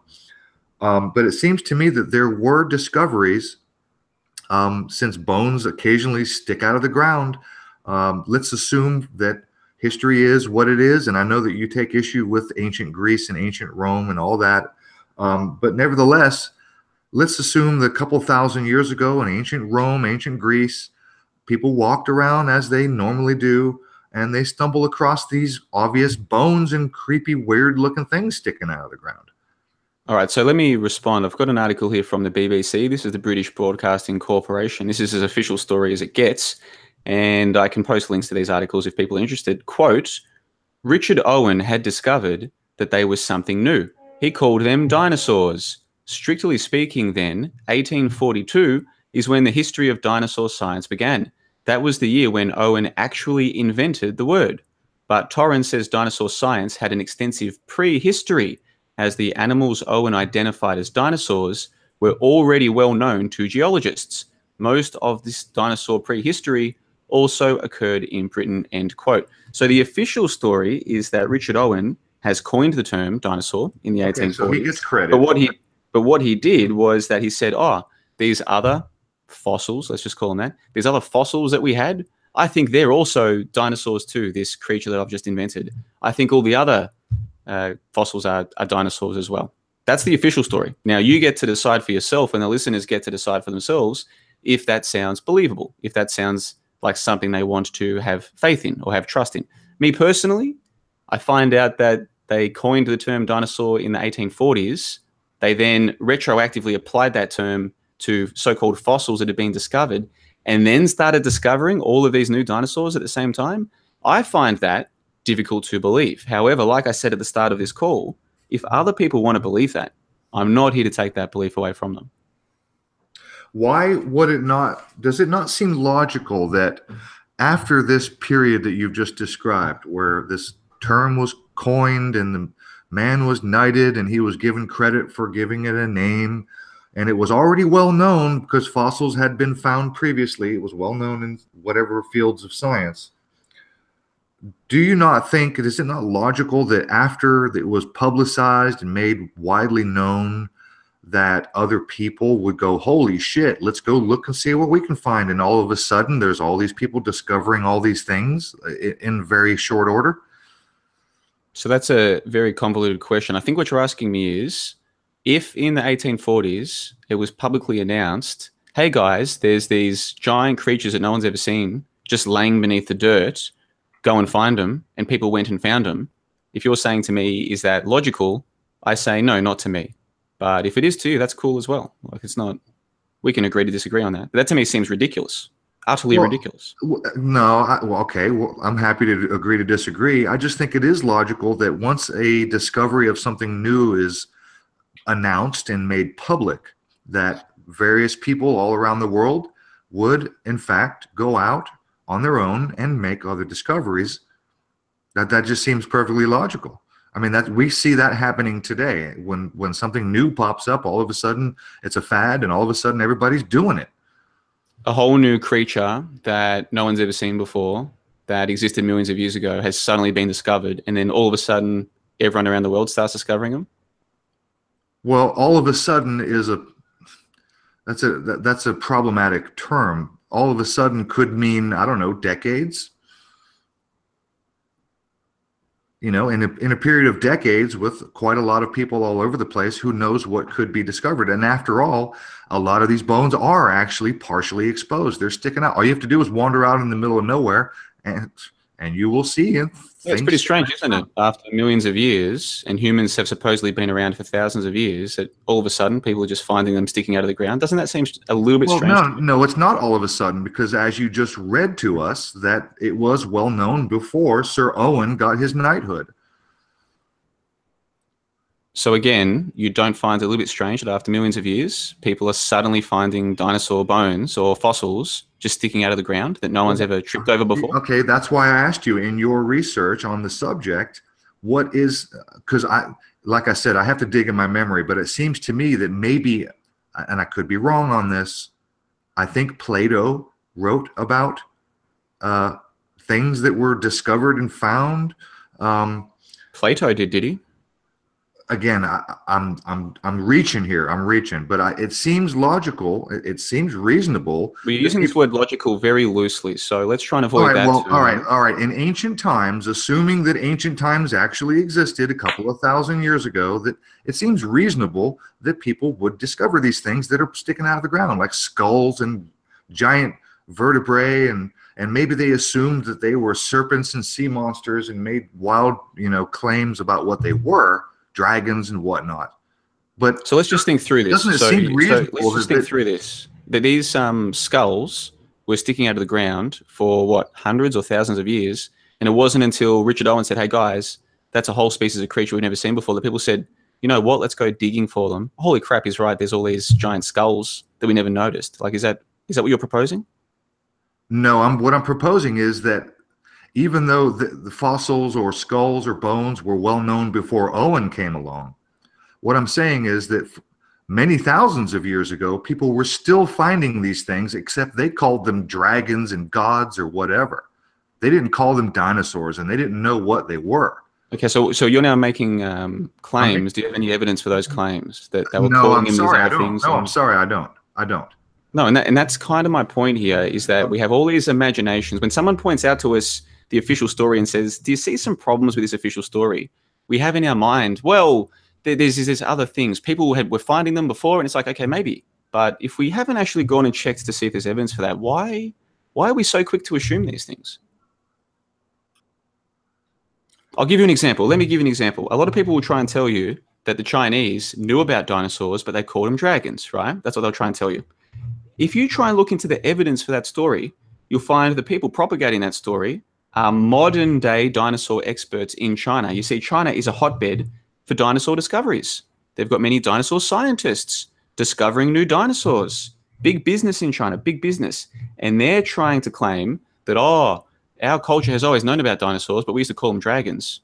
But that's people today with an obvious vested interest making that claim. So we have to ask ourselves, are we just going to assume that the Chinese knew about dinosaurs and they called them dragons? Or are we going to go and look for evidence? Okay, so my original question was, in your research, because look, I've only had about a week to prepare for this, and obviously you've spent more time on the subject. So my original question was, are you aware of any writings or mentionings or discoveries long before Owen, going back to perhaps the Greeks, Romans, whatever, anytime, like long ago? I mean, are you even aware? I mean, is that even a thing? Like I just explained, I'm aware of the, sorry to interrupt you. Like I said, I'm aware of the claims, okay? And I just used that Chinese dragon example as one example. I'm aware of people claiming that they knew about the dinosaurs before Owen. But when I look at those claims, they seem to me to be absurd. There's no reason for me to take them on face value. But now, if somebody says to me, no, I want to believe that, fine. But just be honest that you're choosing to believe that. You're not presenting me with evidence here. No, you make a logical argument, and I hear you. But doesn't it seem logical, though? You keep using that word logical, and I'm not really sure we're talking about the same thing here. I'm talking about evidence and logical inferences from the evidence. Now you're making speculations and calling them logical. Very different things. Yeah, I'm making speculations because I wasn't there thousands of years ago. But I have seen bones sticking out of the ground.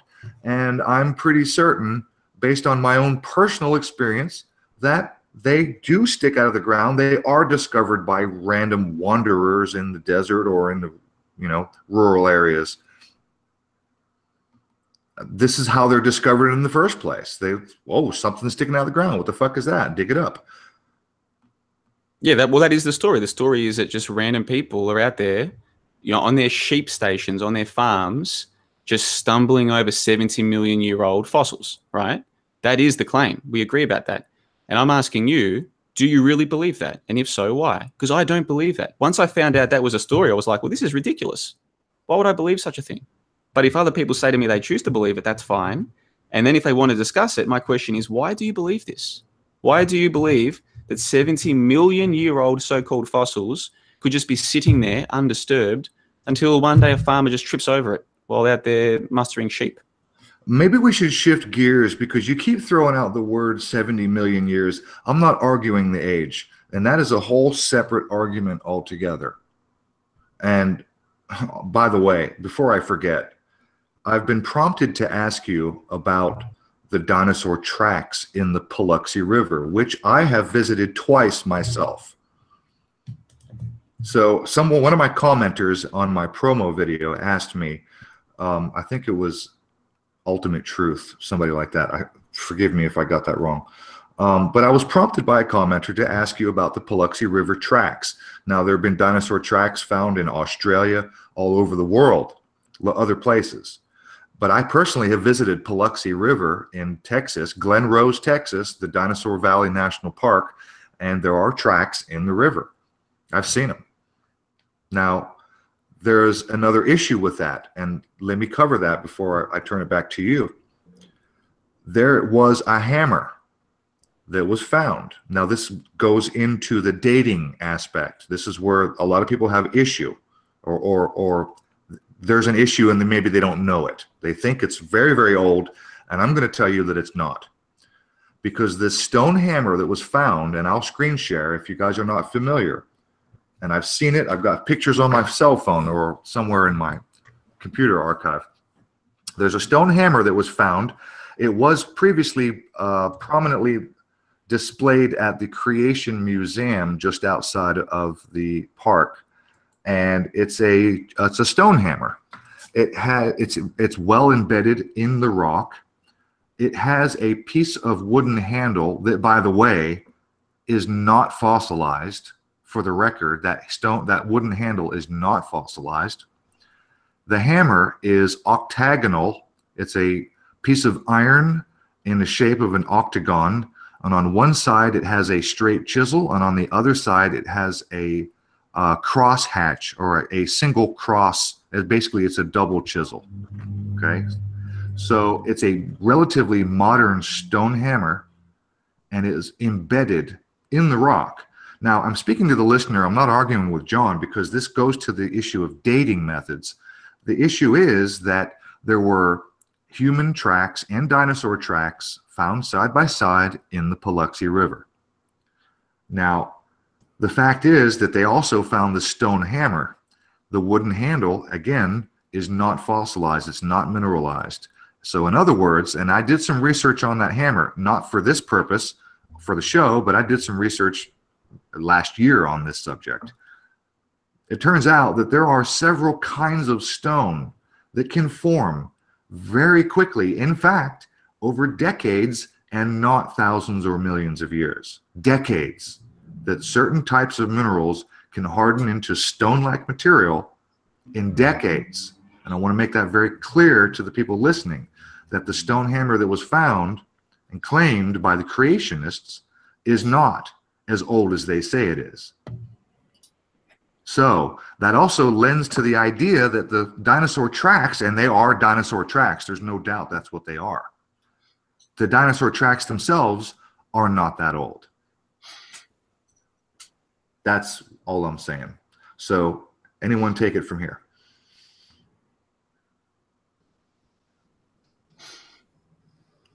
Too much dead Well, air. Somebody say something. I'm trying to say something. I'm not sure quite what to say. I agree that we Well, have a question of the age of some of these pieces of evidence. That's definitely. I definitely believe that if we can show that there really were dinosaurs, that definitely they existed a lot more recently than we are told.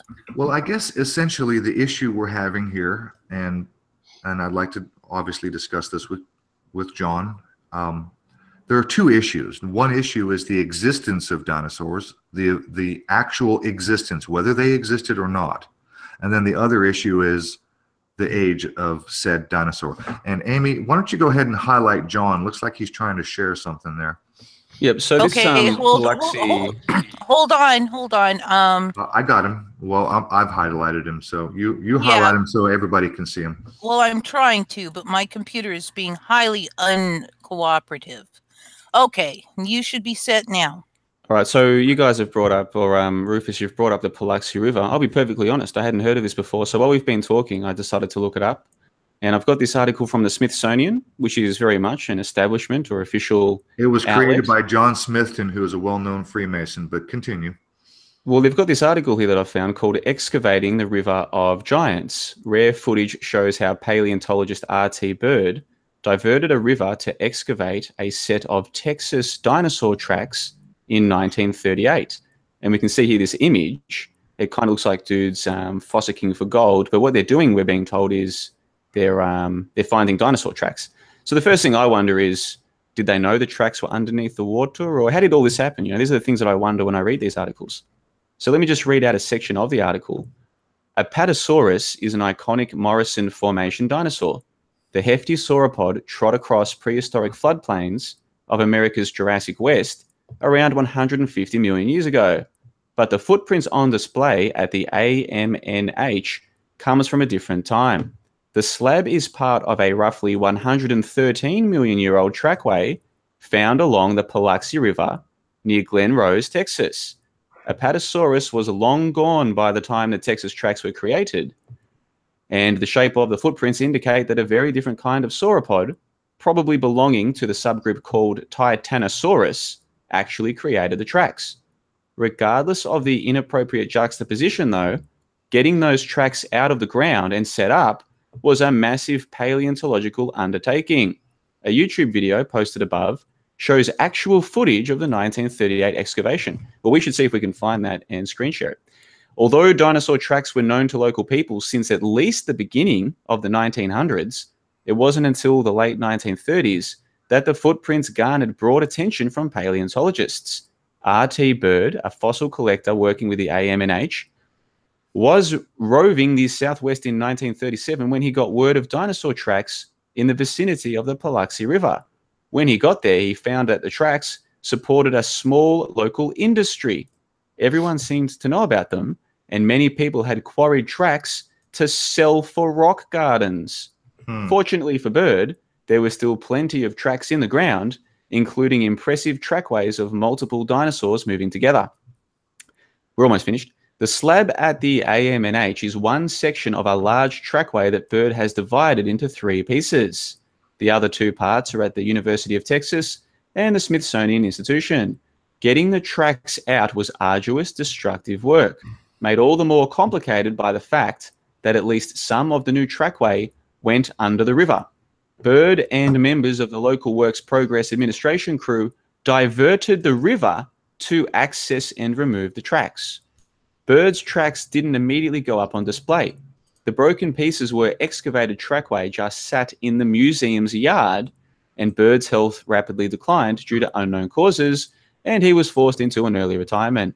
When the AMNH decided to renovate its dinosaur halls in the 1940s, however, paleontologist Edwin Colbert asked Bird to come back to oversee the reconstruction of the trackway behind the museum's Brontosaurus mount. Without Bird, the project would have been impossible. The broken trackway's pieces were becoming exposed to the elements in the museum's storage yard, and many of the fossil pieces were not labeled. The project was scheduled to take 6 weeks.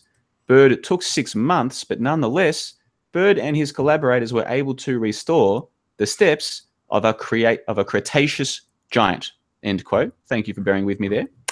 So this is the first that I've heard of this Palaxi River, and I've just gone to an official outlet to find out the story. I'm reading this story, and as someone who understands what the scientific method is supposed to be about, I'm seeing some gigantic red flags. Did you guys pick up on any red flags in all of that?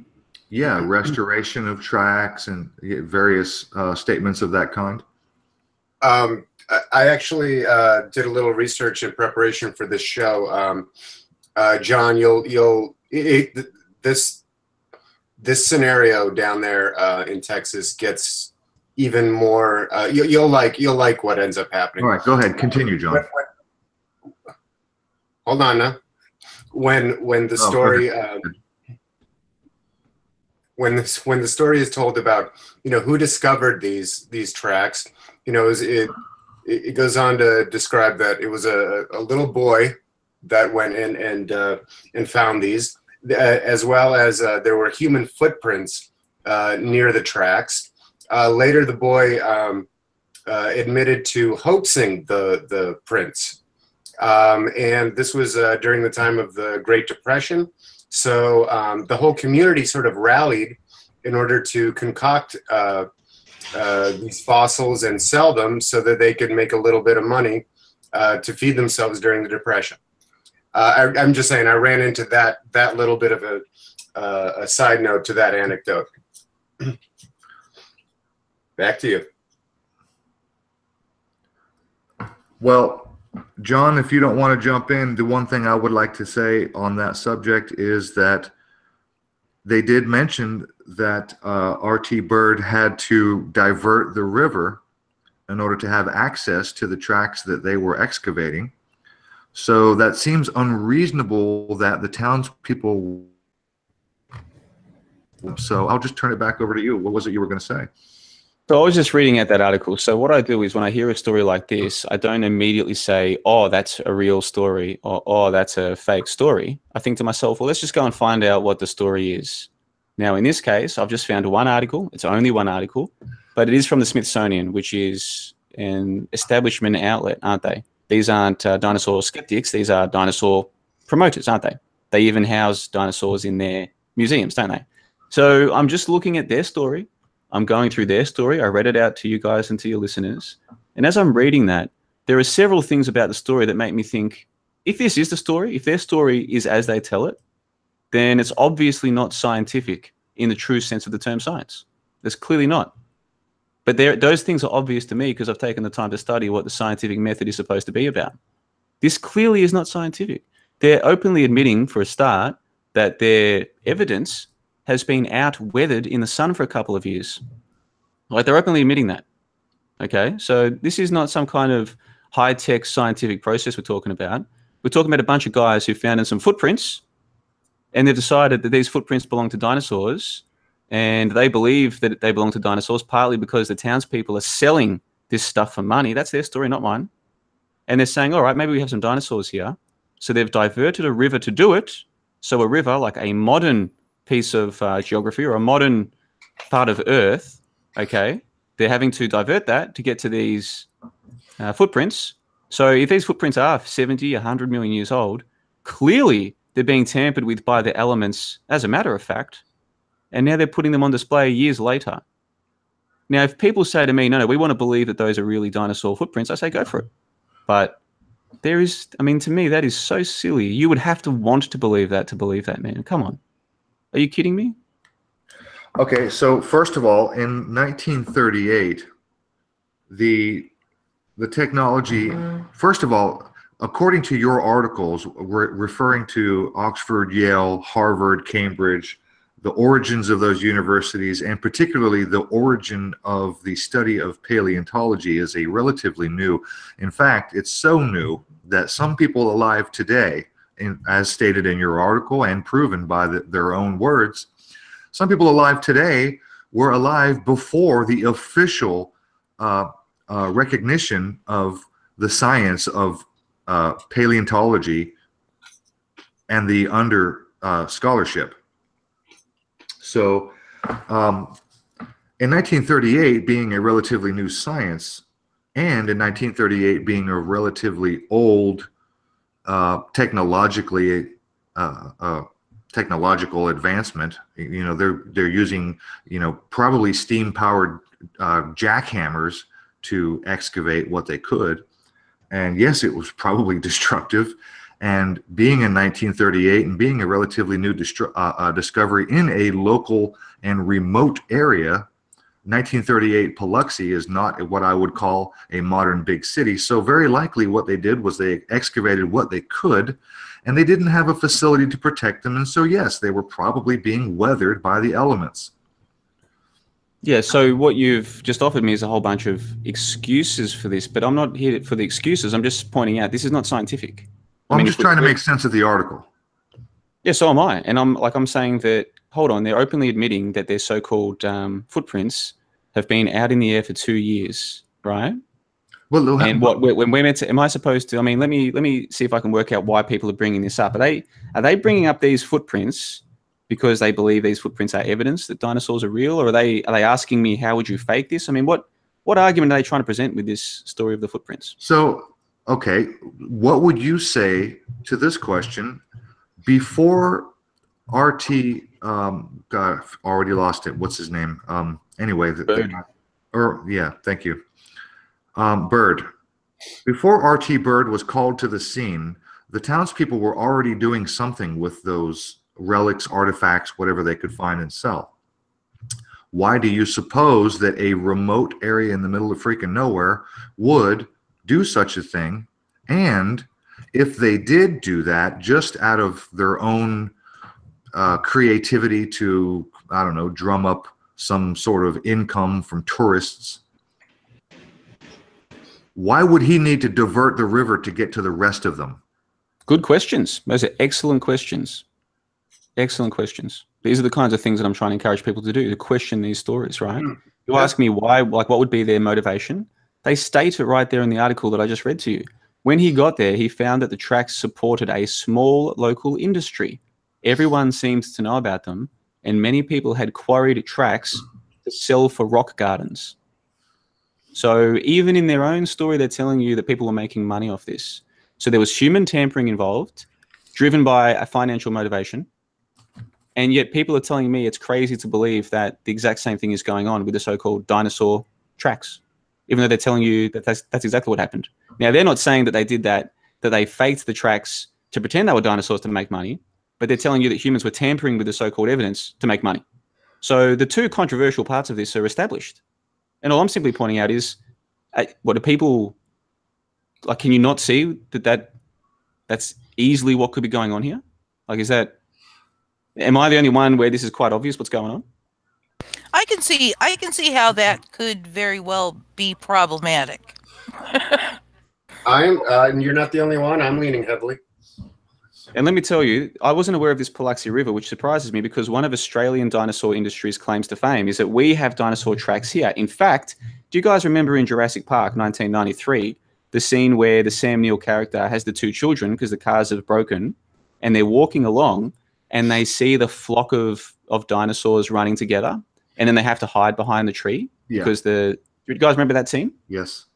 What Jurassic Park was doing in 1993 was helping to promote the idea that dinosaurs evolved into birds, that there's this relationship between the two, because that's only a relatively new thing, and that film was helping to promote it.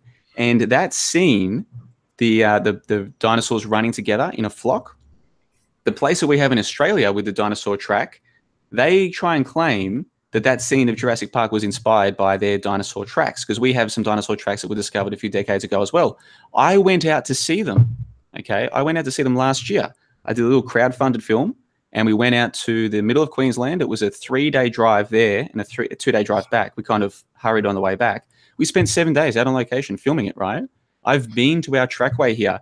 You know what they openly admitted when we took the trackway tour here in Australia? They openly admitted that their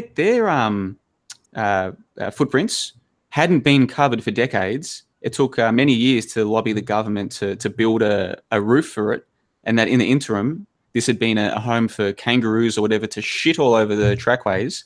Then when they built the building to cover the trackways, they openly admitted that it collapsed And that it damaged some of the tracks, but that they were able to replace the tracks. They had to use a little bit of silicon, but they were able to replace the damaged tracks. They openly admitted that to us. Now just think logically about this for a moment. If they are able to recreate the damaged tracks, what would be stopping them from recreating the entire track? Well, all I can do is revert back to the Paluxy River in 1938 discovery. Well, not discovery in 1938. It was given to R.T. Byrd, but it wasn't a discovery in 38. All I can do is question and wonder, why would a random group of townspeople create something that no one even knew about? No, they knew about them by that time. No, dinosaurs were on were a story at that time. We're talking about, this is the discovery of this happened during the Depression, so that would have been the 1930s. Okay, well, you know, I might be able to drum up a photo or two on my computer, but I've seen the Paluxy River tracks. I've been there twice. I've seen tracks where the very tip of a sharp clawed toe dug into what would be soft mud, soil, clay, and then apparently hardened into some sort of limestone or whatever rock. And it was deeply embedded, and it was sharp pointed, and it wasn't just like a shallow, shapely, three-toed thing. So my question, I guess, is, how the hell would somebody in 1938 with whatever technology they had look, like I said, I'm a contractor. I've worked with a million tools and a million materials. That to me is pretty fucking hard to fake. Not what? Well, you know what? I'm speaking, and I'm talking of a track that I saw with my own eyes. And No, all anecdotal, and you don't understand what I'm trying to describe. No, I do understand. I can very easily imagine what you're trying to describe.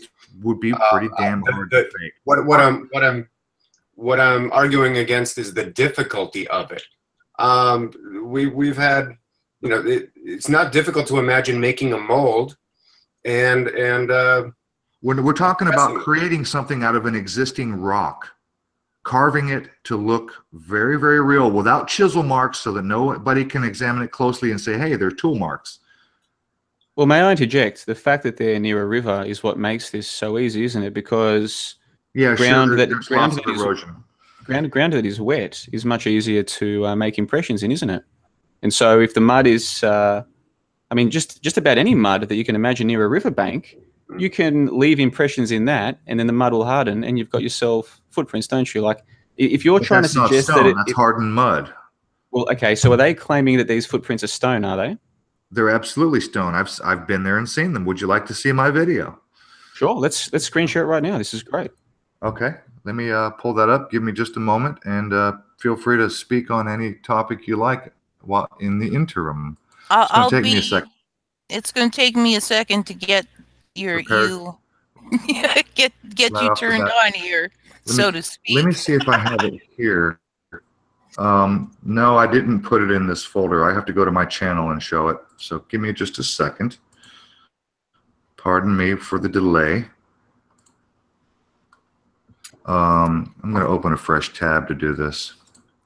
I personally have some problem imagining how tracks would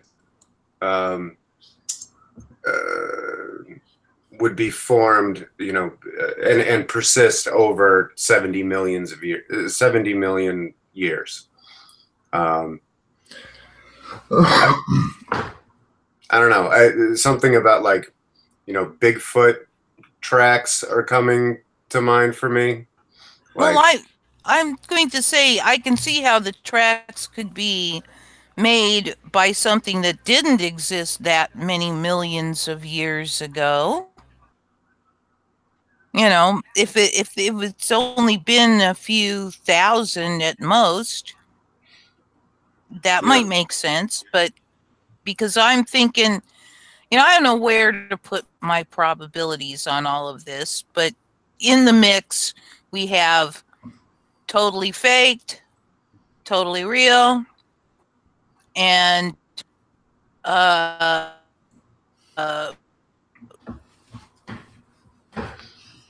Yeah. oh, I just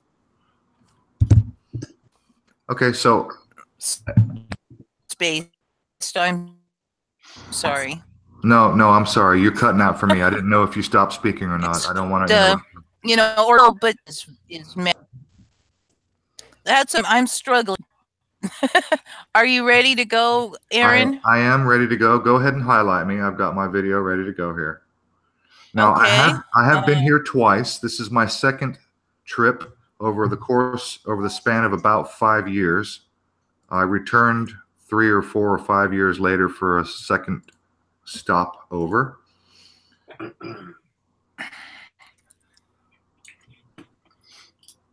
And if my computer will buffer, there we go. Okay, so here's the first image of the video. And there are tracks. They are deeply embedded. Can you see my mouse circling around here? Yeah, we can see. Right about center screen. Yes. I hear people trying to speak, and I'm breaking up terribly. I'm sorry, I can't hear anybody. No, we can hear you fine, man. I can hear you no problems at all. Nobody's speaking. We're waiting for you. Okay. Yeah. Okay. Rock. Okay. Well, I'm just making sure that you can, you're focused. Obviously, there's 2 tracks in the center of the screen, and if you look up here, there's a couple of other tracks that are out there further in the water. I'll also mention, as a kayaker myself, I'm a whitewater kayaker. There's a saying that we have that you never get to float or paddle the same river twice. In other words, the rivers are so dynamic; they change all the time. They change their and their flow. The banks erode. There's always something new about every river. You come back the same day and or the next day, and there are different elements. You never float the same river.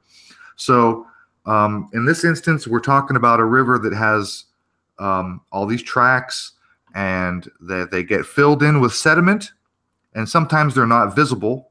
And then you come back a year or 2 later, and the same track will have experienced a flood where the soft sediment gets washed out, and the same track will be visible again, or new tracks are visible again. But my point is, if the townspeople were faking this is a lot of fucking work to get out there and chisel these things into the stone under the water of the river.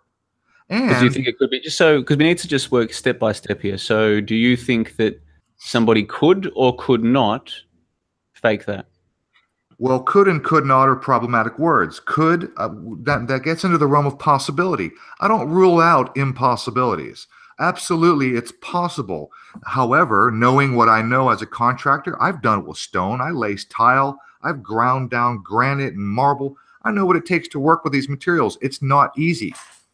So my point is, can we just work step by step here?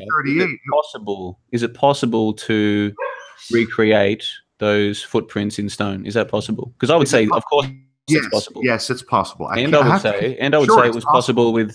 say it was possible with technology 100 years ago. Like rudimentary technology can do that, in my opinion. Yes, it's possible. Now we are in the realm of possibility, which means that anything is possible. Well, I don't think anything's possible. I'm not arguing possibilities. It's not possible for a human to fly in the air, for instance, but is it possible for a human to chisel out a 3-toed footprint-looking thing? Is that possible? Now, I say definitely it is. It's certainly and we've already seen the photo of the men working in the river. Right. So it's not so hard to imagine that maybe they were actually faking the footprints. Now, maybe these are real dinosaur footprints. Maybe they are. What is the corroborating it? Because we can imagine that maybe this was dinosaurs. So what is the corroborating evidence that this was dinosaurs? Or is this the evidence in and of itself? All right. Well, I'll tell you what. I may not have it on this video. I will skip through as we speak so that you can see the various images rather than subject you to the 8 minutes of solid video. Now, what I will say Yes, it's possible. I'm not arguing what is and what is not possible. Absolutely, it's possible. I openly admit that. However, it is not likely. It is highly unlikely that these What do you would have base been that on? created What do you base that on? in 1938 with hand chisels. We're talking about settlers, virtually, because we're talking about a very remote area of Texas, tiny, small town, 1938 technology. 1938, it's probably a small town. It wasn't a big town in 2018 or 17 when we visited last. So I'll counter with a little bit of a red herring, but it makes a point. So Stone Age man built the pyramids. all right, touche, Bart. touche.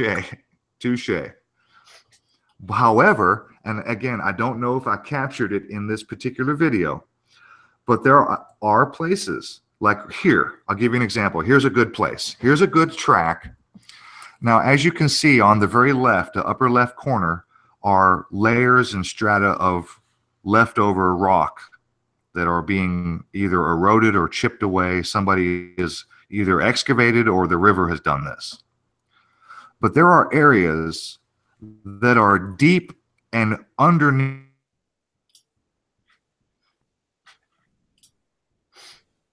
Uh-oh. No sound. No sound. Uh-oh. No sound from Aaron. While we're waiting for Rufus to return, sorry, he's back. A human being could not reach in there with a chisel underneath of these shallow areas and create these if they wanted to. They couldn't do it because some of the tracks that I've seen with my own eyes were not out in the open. They were underneath of these very shallow crevices. Right. That now, have layers of material on top that are slowly being exposed. Right, but as you say, right, you can't swim the same river twice. So as you're looking at this now, what is your assuredness that this was the condition, 50, 80 years ago, that this was its relationship to pooling water? Because of large rock sections that cover partially these tracks. And then when I got down on my hands and knees and stuck my head under the rock, I could see very clearly that the impressions were very deep, very defined, and they were under a very shallow, and I would say maybe an inch or 2 or 3 inches. And then you'd have to go back. I'll give you an example. You see where my mouse is? Let's see, right about here. Imagine if this outcrop of rock was right here where my mouse is right now. Now imagine that if you got your head and you looked like right from here and you look sideways, that the height would only be a couple of inches. Like, you have to imagine what I'm saying, and it's anecdotal because I don't have, it may not be on this video. This impression, imagine it being up underneath of this little thin exposure, this little crevice. In other words, it's in an area that you could see if you got your head down. Nearly, I had to put my ear on the ground and look underneath. And in other words, you couldn't physically get a chisel in there. It's just not possible. It just wouldn't be possible to create that. And even if you could, if you had modern, like a Dremel, if you had a little spinning tool and you could reach in from afar on a stick, why the fuck would anybody go through that much trouble? All right, so I try and look at things step by step. So the first question is, could this be faked? And you're now saying, no, it couldn't be faked. This particular footprint that you saw, you don't think humans could fake it? No, I'm not speaking specifically on the footprint on the screen. I'm saying that I've seen footprints like this that were up underneath and deep inside of these crevices that would not be physically possible to fake. That's what I'm saying. Okay, so because it's important to look at what is our framework and then what are our inferences that follow from the framework. Now, some people will have the framework that they've seen evidence that couldn't possibly be done by humans, and that seems to be your framework on a particular piece of evidence. Other people like myself will say, of course it could be faked by humans. Like that's, we accept that humans can fake things quite well. So then it comes down to what's our corroborating evidence. Maybe the footprints we've seen are from dinosaurs. Let's be open-minded.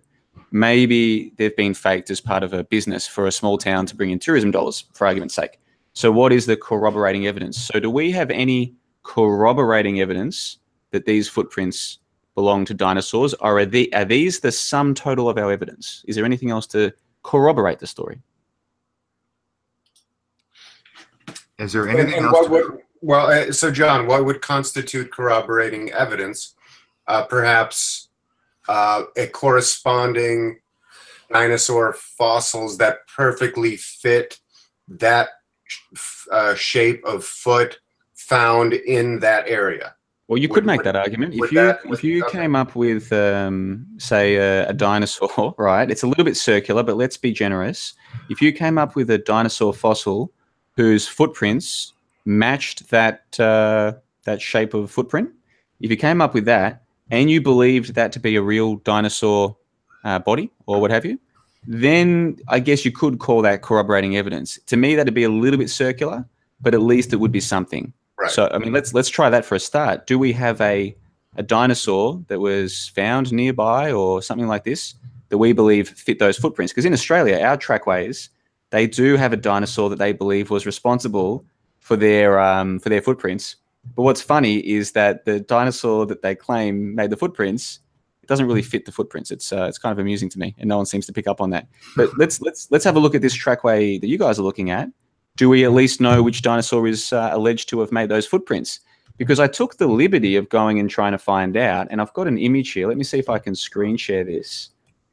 This is the image. This is an image of the dinosaur. Let me undo mine, and you can have the screen. Let me see if I can screen share this now. Where are we? Let's have a look. Screen share. How do I do that? There should be a green arrow. You've already done it. You've already. Yeah, I know. Oh, there it is on the top left. Sorry, I don't use Google Hangouts much these days. So application window. All right. So this is the image that I discovered while we've been discussing this. And it looks to me as though they're trying to claim that a dinosaur like this is what made those footprints. Okay. Now this is Apatosaurus and trackway. And as we read in the article that I read before from the Smithsonian, they're claiming that it was the Apatosaurus that did this. So this is the Apatosaurus. It's a long neck. It's a little bit like Littlefoot that we all remember from Land Before Time. This seems to be the creature that they're claiming made the footprints. What do you guys think about this? If this is their story, obviously they're not pretending that this is the real fossil. They would admit that this is just a recreation. But if they're claiming that this kind of creature was responsible for these footprints, what would be your initial impression to such a story? Well, if you hold the frame still, I would like to see a better look at the feet. I would like to count the toes on the feet of that animal. And it appears that the tracks are made by a three-toed animal. It appears that that skeleton looks like it is either a three- or four-toed animal.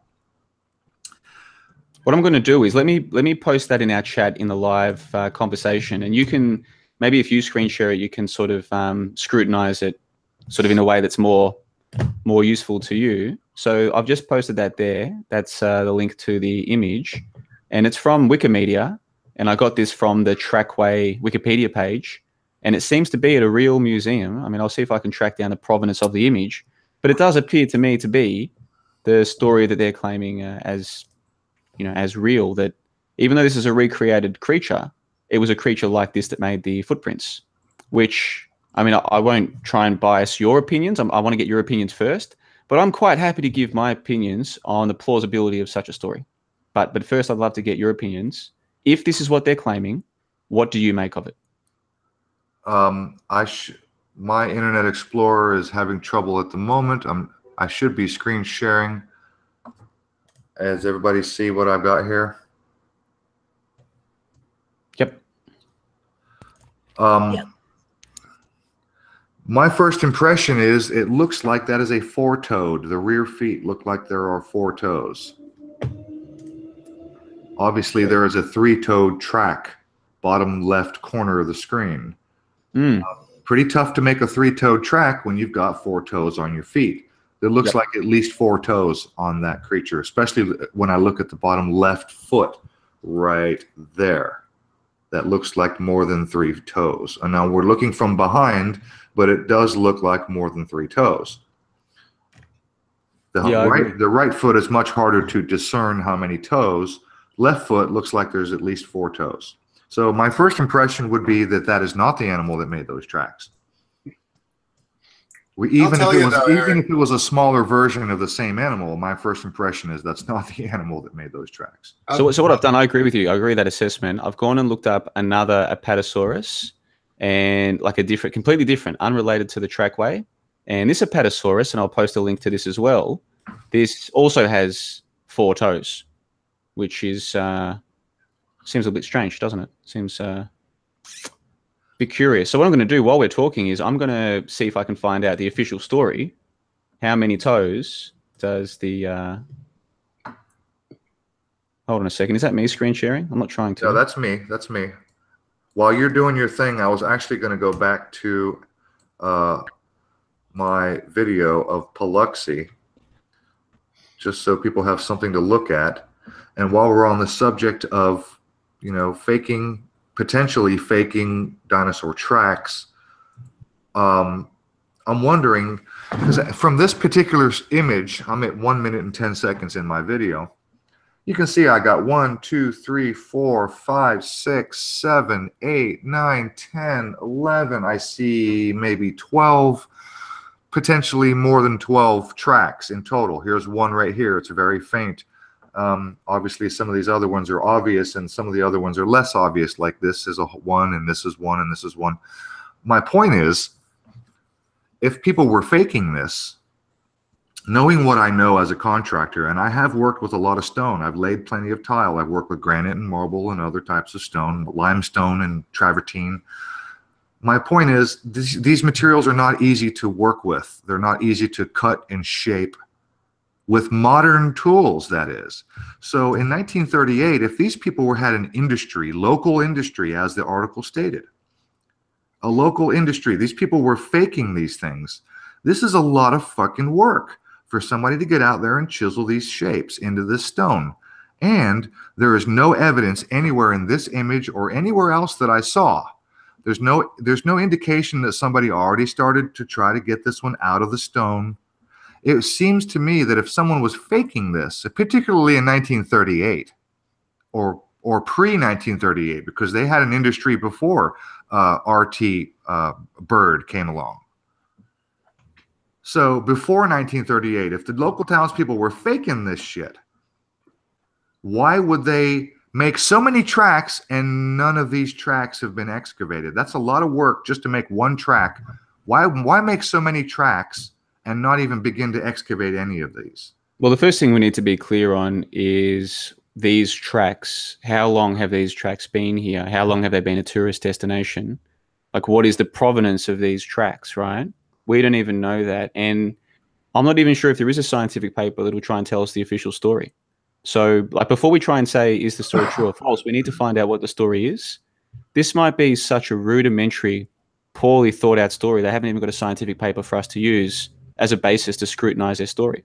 We don't even know if this particular track that we're looking at was the one that originally brought Bird there. Right now, we can assume that it was for the sake of argument. I'm happy to do that. We don't even really know that part. So in terms of speculating about how anyone might have faked it, well, we don't even have the basic facts to speculate about what they were faking. Let's go back to the Apatosaurus. I mean, you would agree that the image on your screen there has 3 toes. I'm telling you, while we've been talking, I've looked up more about the Apatosaurus. The thing is meant to have 4 toes. So what the hell is going on here?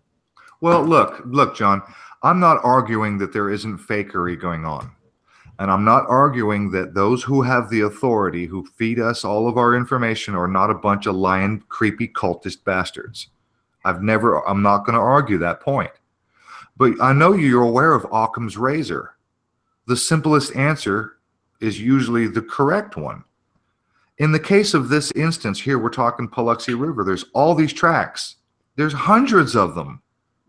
There are hundreds of these tracks. Aaron, if I could make a counterpoint to your... Please, Bart, whatever, go ahead. To your assertion that that's a hell of a lot of work. I think of something like a city, right? Cities are made by humans. It's a hell of a lot of work to make a city. To dig a little shape in the ground in some rock, right? You know, build a city. This is Some shapes, usually very simple shapes in the ground, you know, and then a lot of work. That would be my point there. it's a shitload of work. In 1938, it was a lot more work than it would be today. This river is usually underwater. Almost all of it is almost always underwater. And now that doesn't mean that they wasn't barren and available and the riverbed was exposed. People had access and they could have went out there with pounding stones and chisels. But look at this track down here on the bottom left corner, right here, this one, where my mouse is, my cursor. You see the shadows. This is not just a pound stone like this one right here on the bottom right corner. This is a very shallow, you could have done this with a pounding stone or easily created an impression. This is more than an impression. This is embedded. This is deep underneath. The little toe goes way up underneath there. You can see by the darkened shadows. This is not somebody with a pound stone or a chisel, or like this one here in the middle of the screen,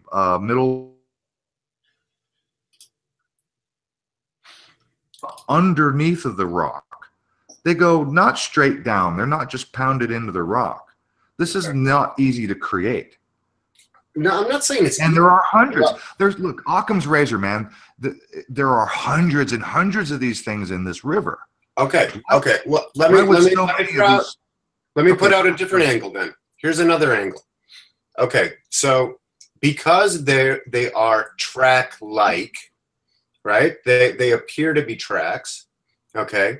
Then Occam's razor would tell you that, well, they're so similar to tracks, then they must be tracks. Right? But what if there's something where we haven't thought of in terms of a naturally occurring phenomenon that creates track-like objects that we're just not considering, right? And then the leap is to, oh, well, this is done by an animal and then it was fossilized and because, you know, as we've been talking, I've been running through Google, looking at images, looking at dinosaur tracks, and I'll tell you, like, half of them look somewhat convincing as tracks, and well over half of them, to me, they do not look convincing. They require a bit of wishful thinking, especially ones that, let's say, appear on sheer face walls, right? We're talking about a 90-degree, and don't get me wrong, I know that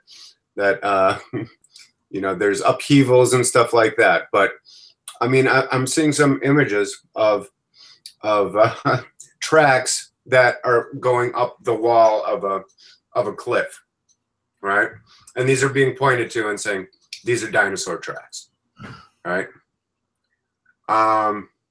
That's a little funny to me. And I wanted to bring up this idea that I was listening to a thing that John had said earlier, which is not earlier in this conversation. He had had a discussion with the fakeologist guy. I was listening to one of his vids, and he mentioned something to the extent of that when they fake this stuff, they make it so obvious that it's faked. Right. And that's to sort of indicate to the people who are willing to look at it and see the fakery, right? It's a clue for them. And then it's also a clue for the people who would be fooled. And this very much resonates with my line of thinking. I've seen this play out in 100,000 different ways, 100 or 1,000 different ways in various narratives that we deal with all the time. It's like, you know, you make it look a certain way. If you don't examine it, yeah, you're going to fall for it. But if you take a little bit of time to deconstruct it, look at it critically, then you see the fakery of it, and then you're like, okay, I see what you guys did. No, that's a good point. Before I move on and stop sharing this video, I want to point out that what I'm pointing to with my gigantic finger in the image here, I'm pointing at this line, as you can see where my cursor is. Now, assuming that these tracks and everything, assuming everything is legitimate, assuming it all happened when it was all mud and these are true impressions, this line that I'm pointing to right here looked very much like a cart rut. Now, there was only one of them, so I couldn't find another one.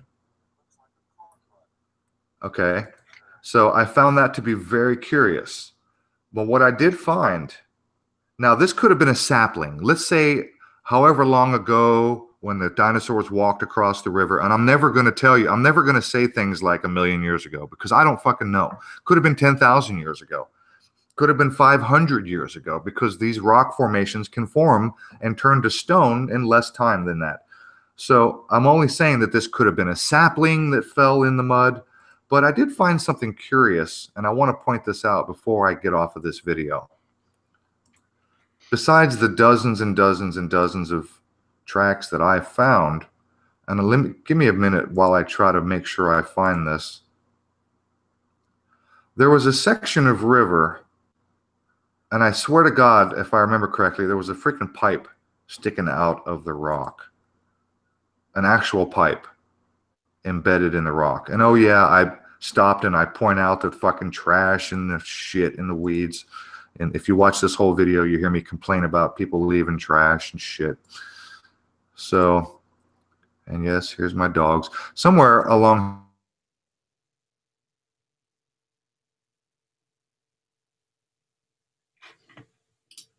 Still there, Aaron? No, no voice. Can't hear you, Aaron. And Amy, are you around? Is it me? Yeah, I'm still here, man. Can you hear me? Okay. All right, John, you're here. Good. Yeah, I hear you now. Okay. Sorry, John. If you were talking, I didn't hear you at all. No, you cut out, Aaron. No, I'm waiting for you to finish, man, because I've got a few points I want to make in response, and then I guess we probably need to move on to... we're not hearing you. Can you hear me? Can you hear me? Barely. You're breaking up in that usual way. But I did want to point out that there are a fair amount of people who are in the chat who are antsy to move on to the nuke thing.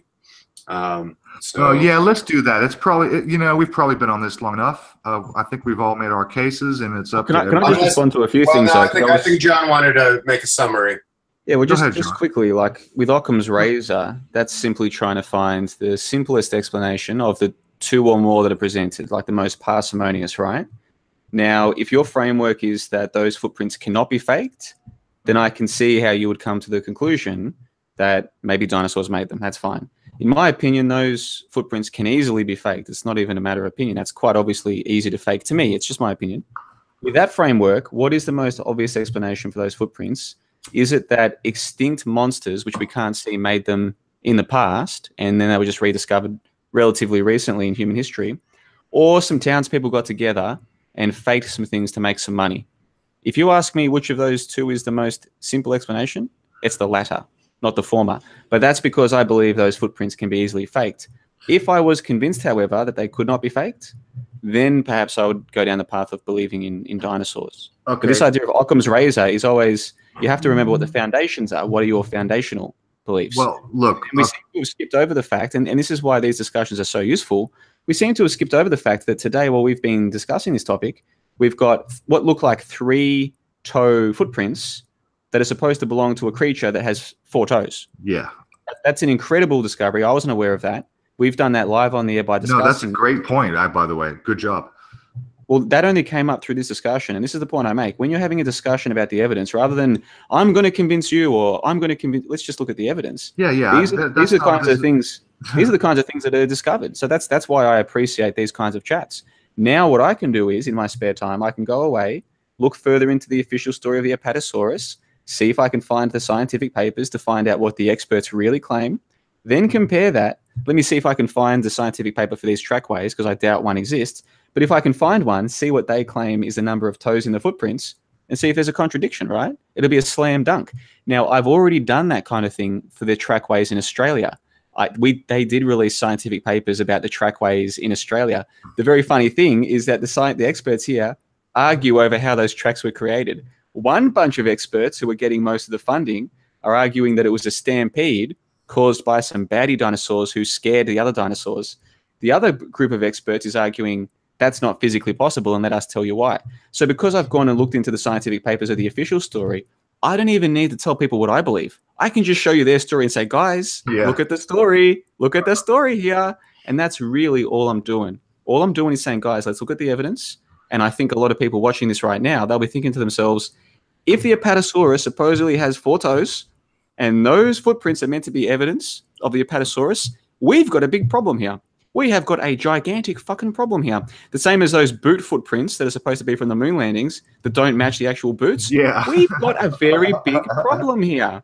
Now, most of the lemmings at home, most of the masses, will never, ever doubt the official story. Yeah. So you can show them these kinds of contradictions and they will wave it away. They'll come up with silly explanations, or they'll try and defend it, or maybe we're just looking at the wrong foot. They'll think of anything. They won't just accept the obvious that's right in front of their faces, that this is a load of baloney, a load of nonsense. And this is why I don't try and change people's minds anymore. You can show people a contradiction right in front of their face, and the vast majority will try to pretend there's no contradiction. Whereas I'm looking at the contradiction going, holy shit, they couldn't be making this any more obvious, could they? Yeah. A 4-toed creature makes a 3-toed footprint. Yeah, that's all right. Absolutely. This reminds me of one of my favorite things that I've ever seen. That resonates in the same way. The discussion was, after Dan Brown wrote his book around the Da Vinci Code, they went to wherever the Last Supper was to argue this point that perhaps Da Vinci painted, perhaps the figure that is painted next to the figure of Jesus is a female, and perhaps that represents Mary Magdalene. And so they brought out this Italian absolute expert on Da Vinci, on painting, on the Renaissance, on history. And he's looking at the painting and he's saying, and the host is saying, well, couldn't you, he kind of looks feminine, looks pretty female-like. Can you at least admit that figure is somewhat feminine? And the expert's like, no, cannot. I do not see it. No way in hell.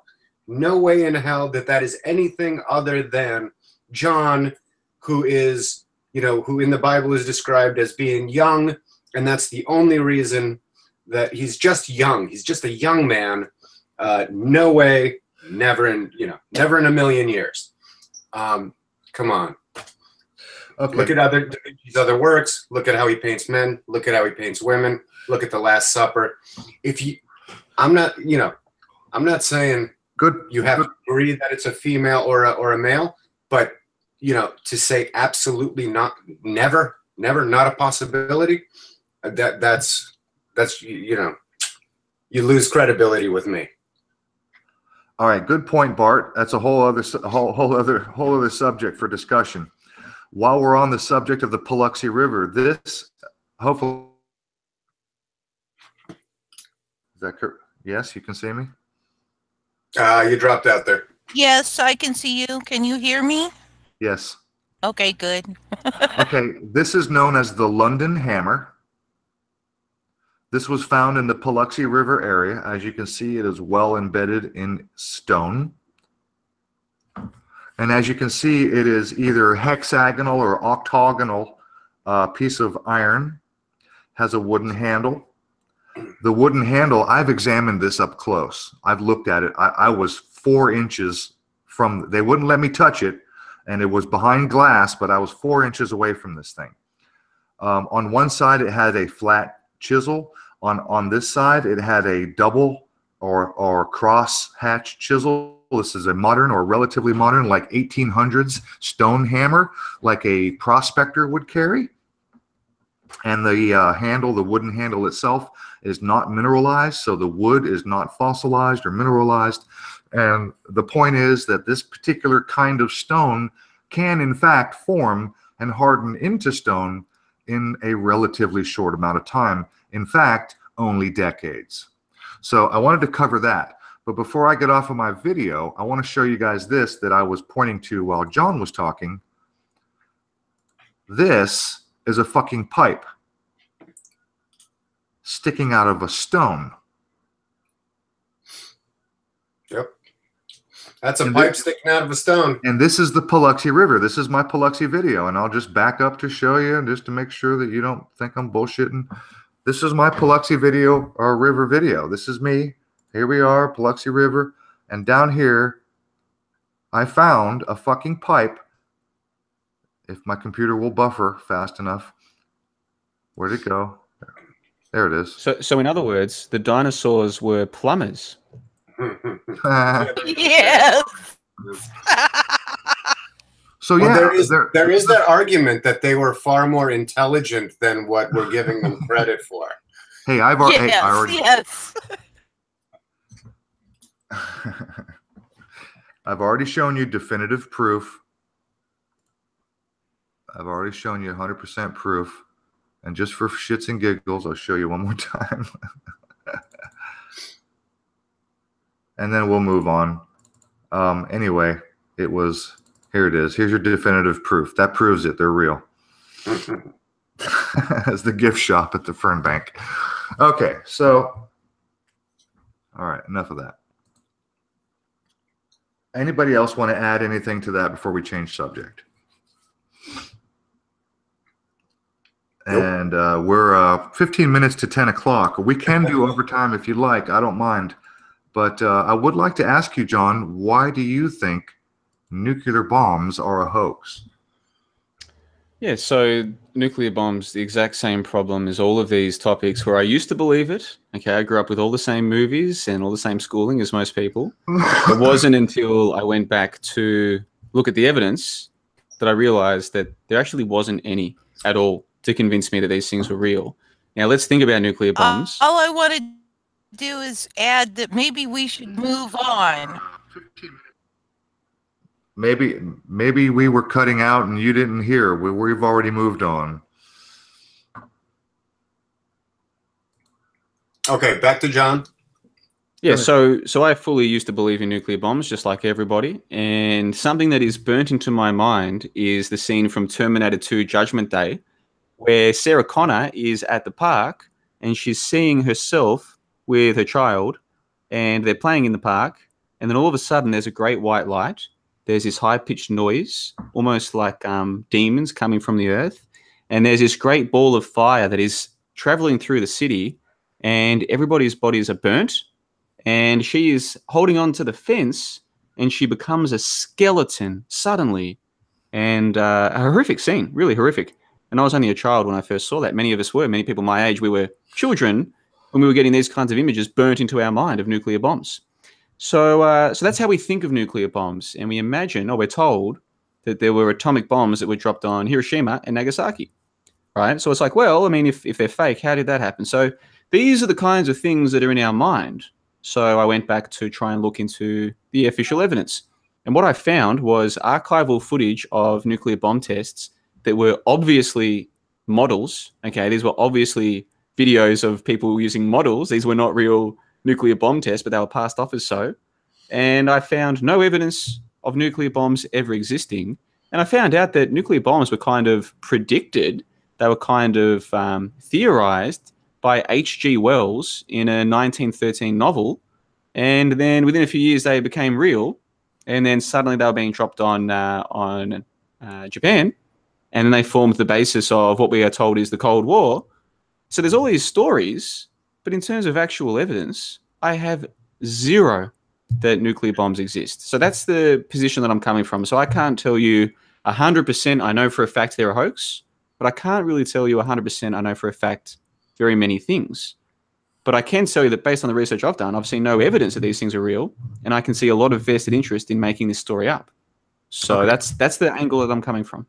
All right, so I want to let everybody know that's listening or at this moment that I am checking the chat. So if you have questions for John regarding dinosaurs, please put them in all capital letters. I will present them to John, and that is questions from the chat regarding dinosaurs. Even though we've moved on to subject, I will pose questions because I forgot to do that, and we just continued to go on, and now we're already getting close to 10 o'clock. And again, I'm good to do a little overtime if you guys are. So on the subject of nukes, and again, if anybody has questions for John, put them in all caps, and no matter what it is, I'll present it. On the question of nukes, John, did you find or see, have you seen the documentary known as Trinity and Beyond? Nope. Okay, it's a, I think it was either late or mid 70s documentary, and it's a compilation of all of the nuclear testing videos up until that time. So there's a documentary known as Trinity and Beyond. I would just suggest that you jot that down, make a note, check it out on your own time. And they are not models, or at least they don't appear to be models. And in some cases, they very clearly are. If they're models, they'd be fucking hard to fake. So I'll let you be the judge. It's all anecdotal unless we're looking right at it and talking as we look. So you just have to go check that out yourself. Can you repeat the name of that? It's called Trinity and Beyond. I think it's, I'm almost certain it's called Trinity. So we're talking about film, though. We're talking about film footage. Yes. So what you're suggesting is that there is, what, evidence for nuclear bombs in the film footage? Well, the film footage is nothing but dozens and dozens and dozens of nuclear explosions from, it's a compilation of just all the explosions and experiments and testing that they had done. Yeah, well, this is going to be fun. What I've just done is I've just posted a link to the 90-second trailer for Trinity and Beyond. So if you guys want to screen share that, or I can screen share it if you like, let's do this together, myself and the viewers at home. We can all... Why don't you go ahead and do that? I'll keep an eye on the chat unless Amy wants to do that, and just keep an eye out for any questions for John. So somebody else do the screen share.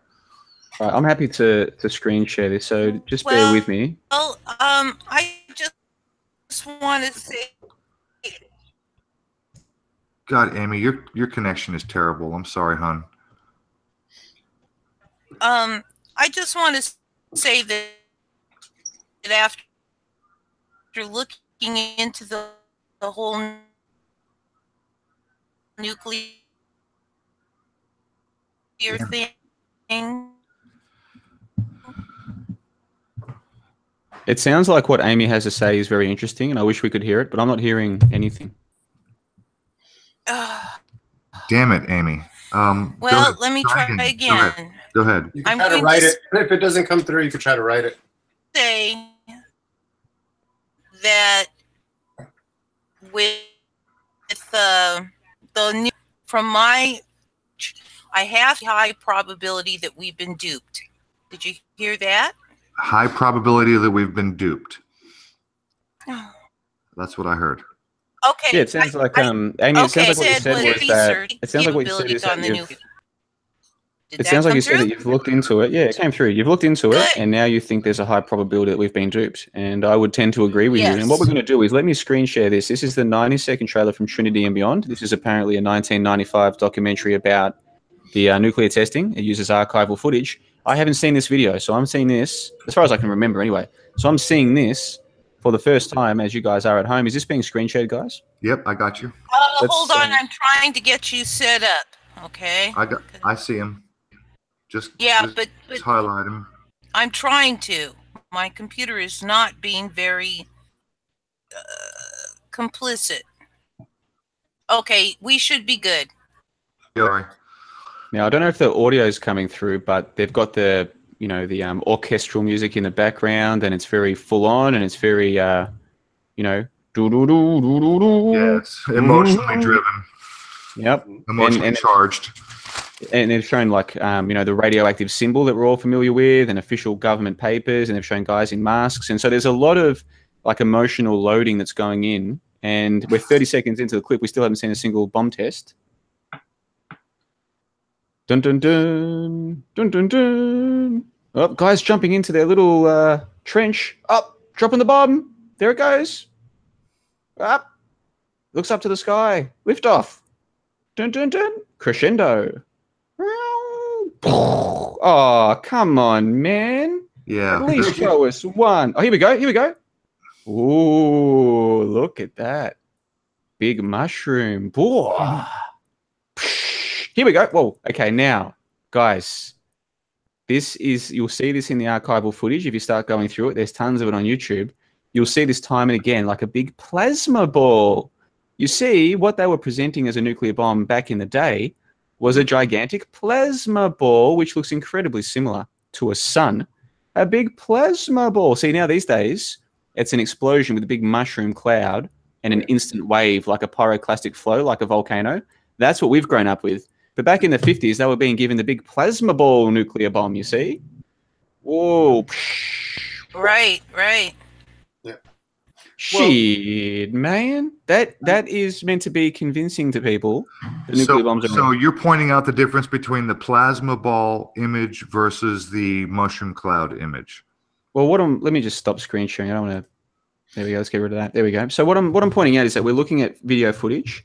Now that in and of itself is problematic in the sense that if all we have is video footage, and we know that video footage can be faked, then we're taking something that we know can be faked as our only evidence. Now it might be that we've got corroborating evidence. Hopefully we can discuss that in a moment. But at the moment we're just looking at the video footage, and that video footage to me is comical.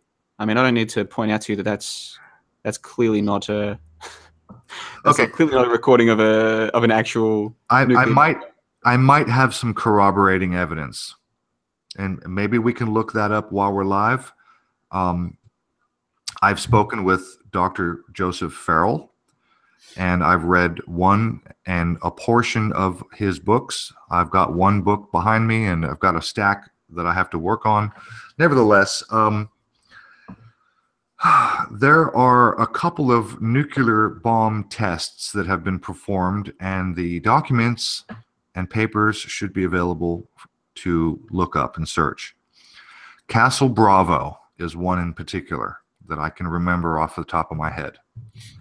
Now, the point I bring this up is, number one, the way that they test or the way that they measure the strength of a nuclear bomb is that they stack 10,000 pounds of TNT in a big, tightly packed pile, and they detonate 10,000 pounds of TNT, dynamite. And that is the gauge in which they use to test and measure the strength of nuclear bombs. This is what I understand as the science. Now, when they have done multiple nuclear bomb tests throughout the years, they have discovered accidentally, and this should be searchable in their own papers, Castle Bravo being specific, the one that I remember, what they have discovered accidentally is that what they expected to be the yield of a bomb turned out to be either far more or far less than the physicists and mathematicians predicted. And they knew what they were doing, or they should have known. They seem to have known. We'll assume that they did. But the point is that they discovered that there are places on the earth and that there are certain times of year, depending on the location of the sun and the moon and actually maybe other planets. I don't know how deep it goes. But what they discovered is that the yields that they were getting from these tests were sometimes way above and sometimes way below, way, way, way above and beyond their margin of error. Do you know what I mean?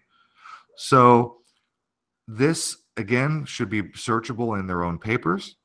And it seems strange to me that if they were fucking around with piles of TNT pretending to set off nuclear bombs so that they could then make a fucking documentary and fool the world, then this other discovery of more and less yield production just seems logistically strange to me and hard. So let's think through the logic there. Let's think through the logic of what you've just said. You've said that there's a test, and we're going to look at the video footage of that in a moment because I found that while you were talking, this Castle Bravo test.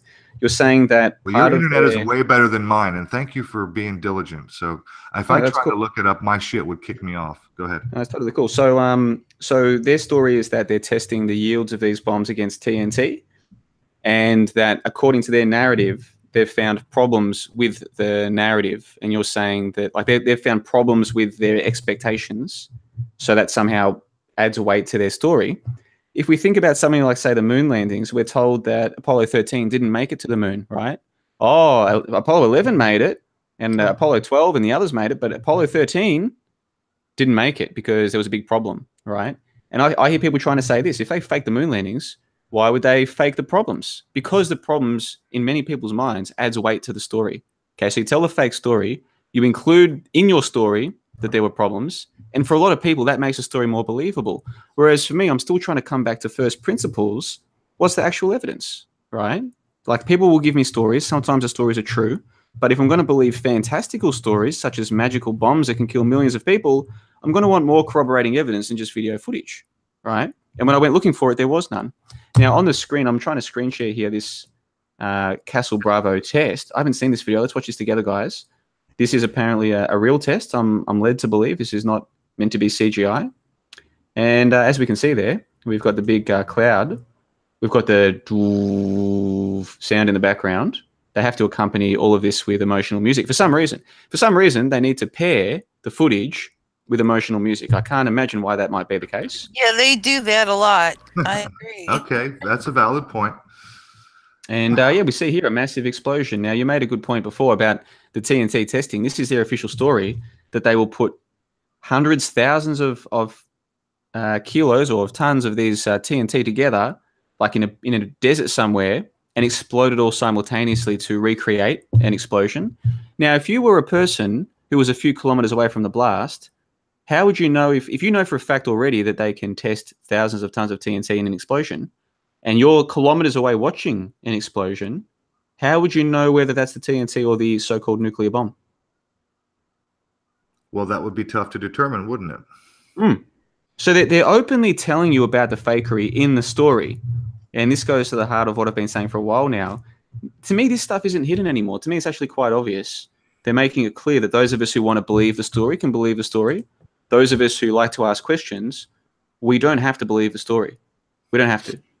And in fact, there's good reason to be very skeptical of these stories. I mean, really, imagine a group of people telling you that they've got a device that you don't have, and it's a very powerful device, and at any minute, they could drop it, millions of people will die, and oh no, our enemy's got one too. Shit, man. Now you're going to need us to protect you from them. Yeah. Shit, Oh, you got a perfect narrative, and you make a good point. Yeah, and now if anything ever goes wrong, right, you're going to get nuked by the damn Ruskies or by Mahmoud Ahmadinejad or by Kim Jong-un or whatever the fuck the guy's name is, pardon my language. So you've got all these boogeymen now. Speak freely, friend. Speak freely, man. You've got all these boogeymen with all of these magical weapons that can kill us all instantly. We had better go along with authority. We had better trust authority. We had better pay our taxes, be good little lemmings, because we need their protection from the boogeyman with the bad weapons, which is exactly what George Orwell was talking about in 1984. Exact same thing. He even speaks about fake missiles. All right, if you read 1980, this is what gets me. People tell me they've read that book. They clearly haven't. He talks about fake missiles in that book, openly. Openly. And I never see anyone pointing this out except for me, right? There's a scene in the book where Julia says to Winston, she's like, do you really believe those bomb explosions are real, the missiles? And you know what Winston says in reply? Winston says,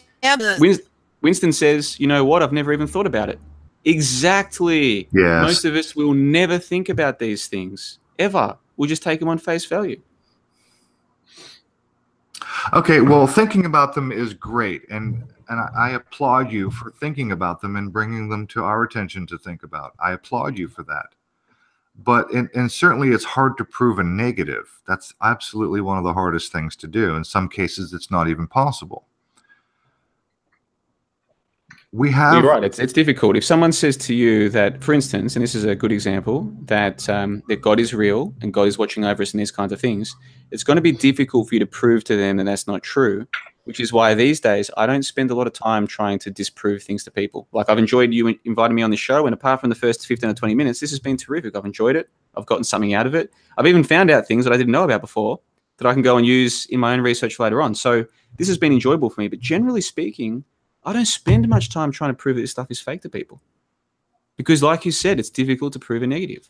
And at the end of the day, why do I care? If somebody believes in nuclear bombs or in dinosaurs, what difference does that make to me, ultimately? Well, apparently it does make a difference. Otherwise, you would find another source of entertainment other than showing up in Josh's chat and trying to redirect the conversation to talk about fake nukes. Oh, well, okay. Let's not go back there. But let me throw something in here. Well, that's a valid point, though. I mean, you keep saying, look, I'm not trying to change anybody's mind, but you are. I mean, that's what you're doing. I'm not trying to turn this back into an antagonistic conversation. But I think you already made the point. I have something new to contribute. So as I was preparing for the show, I came up with the way that a lot of people think, and this is where gaps get exploited, right? Given new information, given some new scenario, I think people think, does it comport to my model of reality, right? And however they have their model of reality built up. Wherever they source their information, somehow, some way, a model of reality is built up in them. And some people really try hard at this. I would say the vast majority of people don't, are sort of on autopilot, right? Like, how like we have an autonomic system, like we don't have to sit there and consciously think about when our heart beats or when we breathe. But some people actually, develop the ability to control their heart and control their breathing, right? Like fakirs in, sorry to swear, like in India, right? Or, but, okay. And that led me to think, okay, who thinks, does this event or does this information comport to my model of what a hoax looks like? And there, I think, is the rub. Is that the vast majority of people don't have a model of what a hoax looks like. So they don't even know what the next step is to test whether a thing is a hoax, right? They don't even think in terms of, hey, that hoaxes occur in the world. Or if they do, maybe it's this thing I saw in a movie once about a hoax, or, a hoax is it's like one person playing a small trick on somebody else or something like that, right?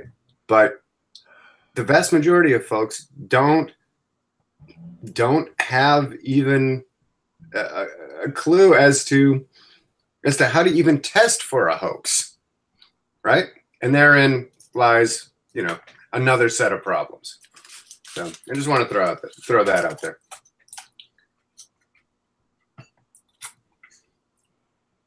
Go ahead, John. You want to? Sorry. So, look, with Josh's chat, I understand that Josh is live right now. His video is called "Last Ever We'll Do It Live." Look, me in the comment section of his videos is just me having fun. I wasn't trying to upset anyone, and it's only becoming clear to me, sort of as we speak, that it has been maybe upsetting for some people. So, my new plan from this point forward is to abstain from the live chat of Josh's shows, because there's not very much for me to gain from upsetting people, really. If you think about it logically, what do any of us have to gain from upsetting people? That's not my goal, okay? But in the broader question of trying to change people's minds, let me tell you right now, in the last 4 years, I've learned that most of what I thought I knew was complete crap. And it hasn't really made me that much happier. There are some things that have made me better off. A lot of the stuff I believed about diet and nutrition and exercise, it was all crap. So that has benefited me from learning that I was deceived about those things, and in many ways I'm healthier as a result. But something like nuclear bombs, unless somebody is worried about nuclear bombs, which some people are, unless someone is worried about it, learning that they're a complete and obvious hoax, it's not necessarily going to make their lives better. And what's more, when you learn this stuff, you get alienated from your friends and family, because most of your friends and family will always believe in nuclear bombs, okay? No matter what you say, no matter what you do, the vast majority of people will always believe what the authority tells them. This is an element of human nature that can be difficult to learn and difficult to understand, but it is the truth. The vast majority of people will always believe what their authorities tell them. So when you learn that nuclear bombs are fake or that dinosaurs are fake or whatever, what you're ultimately doing is alienating yourself from your friends and family. And that is not a good thing. Even if you're smart enough to not bring this up with them, which people like me are, I don't waste friends and family's time with this stuff. I have my website for that. If they want to know, they'll go to the website. Let me tell you, most of my friends and family, they know my website exists. They don't go and check it out. They think this is all crazy, right? I don't waste people in my real life's time with this stuff unless they ask me, okay? And this is how it will always be. So there are people out there who are learning about this stuff, and they're worse off as a result because they do go try and convince their friends and family, and they do cause social friction, and they do get alienated. And I don't want to encourage anyone to do that. So people like myself, we're walking an ethical tightrope here between, on the one hand, discussing these things with people who know and who care and who are interested in it, and on the other hand, not saying too much to people who aren't ready for this stuff. And the vast majority of people who think they're awake, they're not ready for shit, right? They're not ready for nothing, man. That's why they carry on like turkeys. That's why they think that shields are coming to get them. Give me a break, man. This is ridiculous. There are things going on in this world that many people are oblivious to, and they will always be oblivious to, and maybe some of them are better off remaining oblivious. Maybe. Whoever convinced you that the truth is inherently good for everyone, they pulled a trick on you, bro. The truth is not necessarily good for everyone. Don't I know it? I've got a good question from a dear friend. Juxtapose is asking, John, what would you do differently tomorrow if you found for sure that fossils weren't real?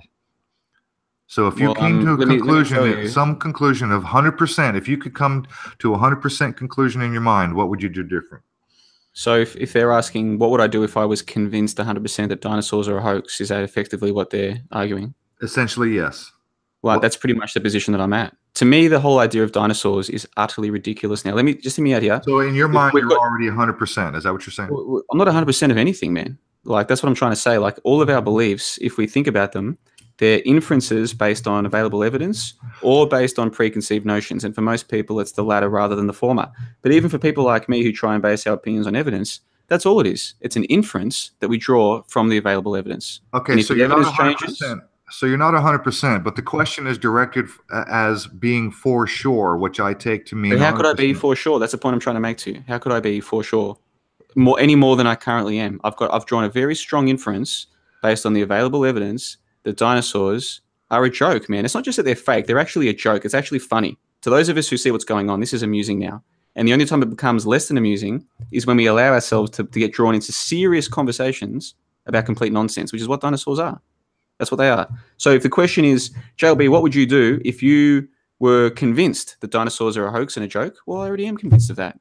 Now, can I say to you, I'm 100% certain that I know the truth? No, I can't say that about anything. All I can tell you is that based on the evidence, I'm very confident to the point of showing my face and being out there publicly saying to people, I believe these things are a hoax, right? So I'm already living that life. Already. Okay, so Juxt asked a little bit, or I'm scanning the chat, and he asked this question twice, and he phrased it slightly different. And again, it is a matter of fact. So he's asking if you knew, or if you found out a piece of evidence that led you to be a 100% sure, would anything change? What would you do different? Well, I don't know. It's hard for me to imagine being 100% sure about anything other than self-evident truths, right? You drop something that falls to the ground, that's a self-evident truth, right? What we're talking about here, dinosaurs, bones, we're effectively talking about creation. We're talking about what really happened in the faraway past. And the truth is, I don't know 100% for certain what happened in the past. In fact, I'm very skeptical even of World War II history, which is only 2 or 3 generations ago. Okay, so imagine that you accidentally stumbled across a piece of information that definitively gave you 100% confidence. Would anything change for you? Look, I'm going to entertain your hypothetical without necessarily buying into the premise. Just a hypothetical. Yeah. Let me entertain your hypothetical without necessarily buying into the premise. For the sake of argument, no, nothing changes, man. Like what would change? What do they imagine would change? Okay, fine. Now, there's a question. Like, what's the point of the question? I'm trying to understand where we're going with this. Well, I don't know the point entirely, except to ask the question, because it's not my question. I'm asking for someone else. I kind of feel like the question would make a lot more sense if it were the other way around, right? If you ran into very, very convincing evidence tomorrow that No, indeed, there is something to this dinosaur thing. Well, the way that the way that Zach is asking the question, he's said it twice, and he's very clear that he means that fact, a proof, 100%. So if you found a piece of evidence that led you to believe 100%, would anything change for you? But that's sort of the strange thing of like proving the negative, right? What is 100% evidence of proving a negative? Exactly. Okay. Well, on the subject of creation, and this is a question I've been wanting to ask you, and I should have asked you up front. Are you a religious man? No, I'm not. And I think a lot of people are religious. They just don't realize it. And the most pernicious religions are the ones where the followers don't realize they're part of a religion. So to me, a religion, when I use that term, I'm talking about a group of people who believe what they're told by authority about creation and the existential questions, which to me is exactly what science is today, with a capital S, scientism, I call it. People are sure that we got here from a big bang billions of years ago, right? People are absolutely certain that there used to be these giant creatures roaming around the earth. They get offended when someone doesn't believe, and they try and proselytize to the non-believers. So if you tell a believer in dinosaurs, I don't believe in dinosaurs, no. They generally will not be polite and try to engage you in an open conversation. They will generally get offended and deride you. Generally, that's my experience, right? Especially if you seem confident in your beliefs. So they're proselytizing. And it's not just any topic. We're talking about the nature of existence. How did humans come to be here? Well, there was nothing. Then there was everything. Then there was all of this matter. And then some of that matter started living. And then it evolved into what we are today. And eventually the sun will burn out and it'll all disappear.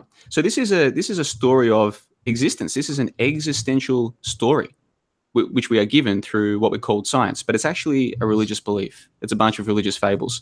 So when I grew up, I was not raised in a traditionally religious house. My parents never went to church. They were not, as far as I'm aware, baptized. I wasn't baptized. I have no religious affiliation in a formal sense. But I did go through 13 years of complete and utter brainwashing about the nature of this world, up to and including dinosaurs and nuclear bombs and all kinds of nonsense. So am I religious? No. Did I used to be religious? Yes. I used to be a scientism believer. I read Richard Dawkins' God Delusion when I was like 20 years old. I thought it was fantastic. I used to identify as an atheist, man, until I started looking for the evidence for all of these things and realizing this is all a big joke. Yep, it certainly is. So I guess with that, we should probably bring it to a close. We're almost 20 Before we minutes. do, can I ask a question of you guys? Is that cool? Certainly, absolutely, absolutely. I just noticed in Bart's bookcase, he's got the Sync book. Mm-hmm. Yeah. Bart, can I ask you, man, when did you first get into synchro mysticism? By that name or by the phenomenon? Well, I should explain for the listeners. So if you look at Bart's bookcase, just behind him, he's got the Sync book next to the Millennium book, which is a perfect little combination there. And the Sync book was published back in 2012, I think, by this group of people. They call themselves synchro mystics. And so things like, if you look at the World Trade Center... Is that a Santos Bonacci group? Well, no, Bonacci might have used them to sell his shit like he does with every group, but these group are not... They're not directly related to Santos Bonacci. Okay. All right, go ahead. And these are kind that you always record. Exactly. Always record, 42 minutes. They're like a publishing platform. They've got books, podcasts, and videos. And they talk about synchronicities, not just in film, but in life. And this was something I only got into last year. And for me, it was very eye-opening. It sort of made me realize, firstly, there's more going on in this realm than we think there's going on. And secondly, you know, a lot of people are never going to ever have any access to it. And thirdly, maybe none of us know nearly as much as we think we know, because this cosmos has a way of talking to us. And it's, for me, it's been a big process of losing the ego. And a lot of people hear me speak and they think, oh, this guy's arrogant. Look how he speaks. Look how confident he is. Look how he mocks people, blah, blah, blah. You can say that is too cocky or too conceited, or you can call it whatever you want. But it's not egotistical. I'm sitting here right now telling you guys, I have no idea how we got here. I don't know who we are. I don't know how long we've been here. I don't know anything, guys. All of the things that I thought I knew because I parroted what the experts told me. It turns out we know very, very, very little. Excellent point. I'm glad you brought that up. Yeah. We know so little. And most people are scared deep down in their hearts of admitting this to themselves, that deep down, we don't know why we're here. That's we right. don't know how long the other humans have been here. we don't really know the purpose of all of this, which is exactly why most of us try and fill that void with religion, whether it's science or whether it is organized religion like Christianity or Islam or whatever. It's trying to fill that little void in our hearts that's down there deep inside of all of us, where we don't actually know why we're here. And for a lot of people, it's far easier to make enemies of other people to sort of pass the time. It's easier to make enemies of people who are not their enemies. They would rather make enemies and carry on like pork chops with people who mean them no harm, have never done them any harm whatsoever. They would rather do that than focus on the fact that deep down, they don't really know why they're here. Deep down. I say something here. Go ahead, Amy. Hey, you can hear me. Awesome. Barely. For now, we can. Okay. First, I want to say that I too, religion. We had a lot of love and a lot no religion.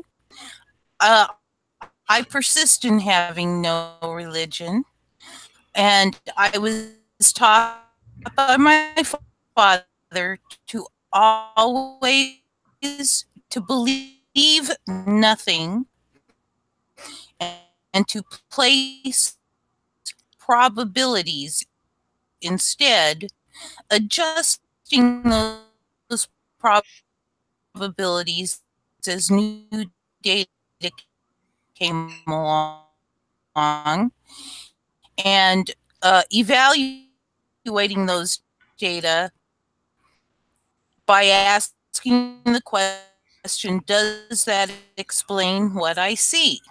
I've definitely a little different most. And the second thing I wanted to point out is people don't know, but I know why I'm about. That. Okay. I'm done. Well, I could. You started out okay, and then you broke up again as usual. So just in case anybody didn't catch that, Amy, basically the way she operates her life, the way she was taught by her father, is that she bases probabilities, and then she adjusts her probabilities based on new information. And that's how she's been raised her whole life. So just in case you didn't hear what she said, that's the summary. So on that, Amy, remind us, I want to make an announcement before we shut down. Who do we have next week? We've got 3 weeks lined up. We have Charles Koss, we have Derek from Gematrinator, and wait. We have Charles Koss on the 16th. We have Photo Via Pop on the 23rd. So Charles Koss next week. Yes. Then Photo Via Pop. And then we have Derek from Gematrinator on 3:30. Okay. 33. Yes. All right. So that is our lineup. We're booked for the next 3 weeks. We've got Charles Koss next week. We love Charles. He's freaking awesome. Photo Via Pop, we have not spoken to yet. And Derek, he'll be his second appearance. And it'll be our second 33 show. It'll be a 33 special. So that should be fun. John, I certainly appreciate your time. We've learned a lot. You bring a lot to the table. You bring a logic that most people are lacking. And for that, I appreciate you. Hey, thank you very much for having me, man. This has been enjoyable. And I hope the audience has enjoyed it as well. And yeah, my channel is there. People can go and check out the channel, John Le Bon on YouTube. It's there for now. It hasn't been purged. I don't think it will be, but you never know. If it does disappear, there's always johnlebon.com, JOHNLEBON.com. And there is a paid section there with exclusive stuff, but there's also heaps of free material as well. So if people are put off by the idea of paying for good material, that's okay. There's heaps of material there for free as well. Go and check it out, johnlebon.com. And a big thanks to Bart, Amy, and of course to you, Rufus, for inviting me on. It's been an absolute pleasure. It's been a blast. And I guess I'll see people in the after show at my channel. It's about to start in about 15 minutes, so I'll see you there. But thank you, guys. It's, wow, what a show. I've enjoyed it. Yeah, thank you. Good stuff. Thank you so much. Thank you. Bart, are you ready to take us out? I am not ready to take us out because I wanted to do one more quote. And I wanted to respond to Go ahead. To John's question around synchromysticism. I just wanted to say that I was sort of lucky in that when I embarked on this journey when I was around like 18 or so, I had found Robert Anton Wilson. And he the way that he set up the path for me, I found very valuable, and I always kind of come back to him. So this is one of my favorite quotes from Robert Anton Wilson. All phenomena are real in some sense, unreal in some sense, meaningless in some sense, real and meaningless in some sense, unreal and meaningless in some sense, and real and unreal and meaningless in some sense. Yes, I've always liked Robert Anton Wilson. He had a mind on him. Yeah. So, yeah, that being said, I do have the outro ready, and you'll let me know. Share screen. Oh, and I got to share screen. Hold on. Okay, just real quick, final thoughts, everybody. My final thought again, solving for psychopaths in control on our planet. Visit my playlist on my back. I haven't been able to put up some videos on the playlist on my main channel. And visit my website, tapyourite.boards.net, tapyourite.boards.net. Bart. Don't panic and grab your towel. Don't panic. Good one. John, do you want to throw a final thought out there real quick? Yeah, I guess, a lot of us would prefer to believe that we have enemies externally than deal with the enemies internally. And if we can ever reach a point where we realize that the world is not full of enemies, we'll start to see how beautiful it is, and our life will take on all new meaning. And I hope that the words that I've said today will encourage some people to reconsider at least the idea that anyone's out to get them, because I honestly don't believe that anyone is. Can I make a quick suggestion, and you can do what you want with this? You recommended that I read your 2 articles, and I did, and they were brilliant. The first one I read on history. At the end of the article, Liberal Arts College, and I don't remember the fella's name. Do you recall which one I'm speaking of? You dropped out momentarily there, so I didn't quite get all of the questions. At the end of the first article, the short one on history, at the end there's a couple of videos. One is a commencement speech, and I don't remember the guy's name. Commencement speech at a liberal arts college. Do you recall? Was that the "This Is Water" speech? Yes. Yeah, David Foster Wallace is his name, and David Foster Wallace is supposedly dead now. That's the official story. He wrote a book called Infinite Jest, which is like 1,000 pages long. I haven't even read it myself, but apparently there's a lot of sinky stuff in his book. But I posted the link to that commencement speech because he speaks about this idea that if 2 fish are swimming in water, they probably don't even know they're in water. And how many of us are swimming in things that we don't even realize? Sure. There were a lot of points that he hit on in that speech. And my request to you, because I did watch that video and I was pleasantly and profoundly affected, most of which most of the ideas put forward I had already embraced. But I just think that speech and the effect that it has by those words are nearly on par with John Taylor Gatto. My suggestion to you, and it's only a request, you do what you want, I would suggest you make that free to everyone. I think it's that kind of important. It suggests to people not only how to think, but that they have the power to think what they want when they want. And the way he puts it far more eloquently than I could. And so it's just my suggestion. I think that's something that should be really widespread. Well, you know what I'll do? I'll in the after show that I'm about to do on my channel, I'll speak about that particular video, because it's not my video. It's available on YouTube. Anyone can see it. And then in terms of the article that you're talking about, that is available for free. So as you know, that didn't cost you anything for that part membership. Anyone can access part membership on my website. All I have to do is just send me an email explaining why they want part membership. So it is available for free. And thank you for the kind words about the article. Some of these articles take 2 days to write, so it's always nice when people tell me that they've enjoyed the article. So thank you. Okay, well, my final thoughts, everybody. Be kind to each other and pick up your fucking trash. And with that, we're ready to go, Bart. Thank you, John. It's been brilliant. And I wanted to add, a citation is often not an endorsement. True. Full screen it. That's right. Full screen. Thanks, John. Thank you. Rocking and rolling. Thanks for your time. Love always.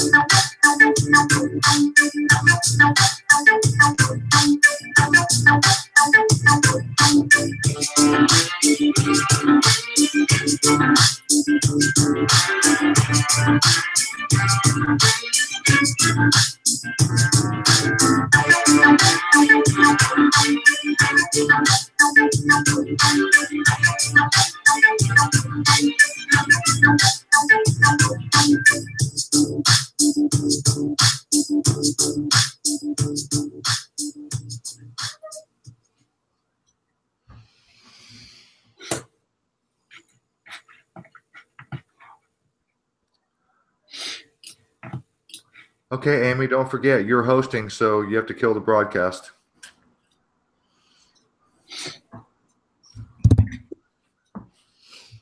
Amy, are we off air? It says we're still live. I'm trying, hun.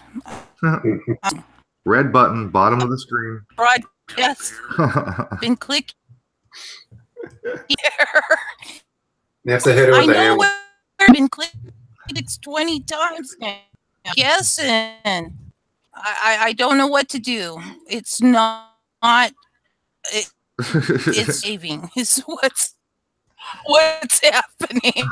Come on. Stop broadcast. Stopping finally. And real soon now, we should be dropping off. Any second now.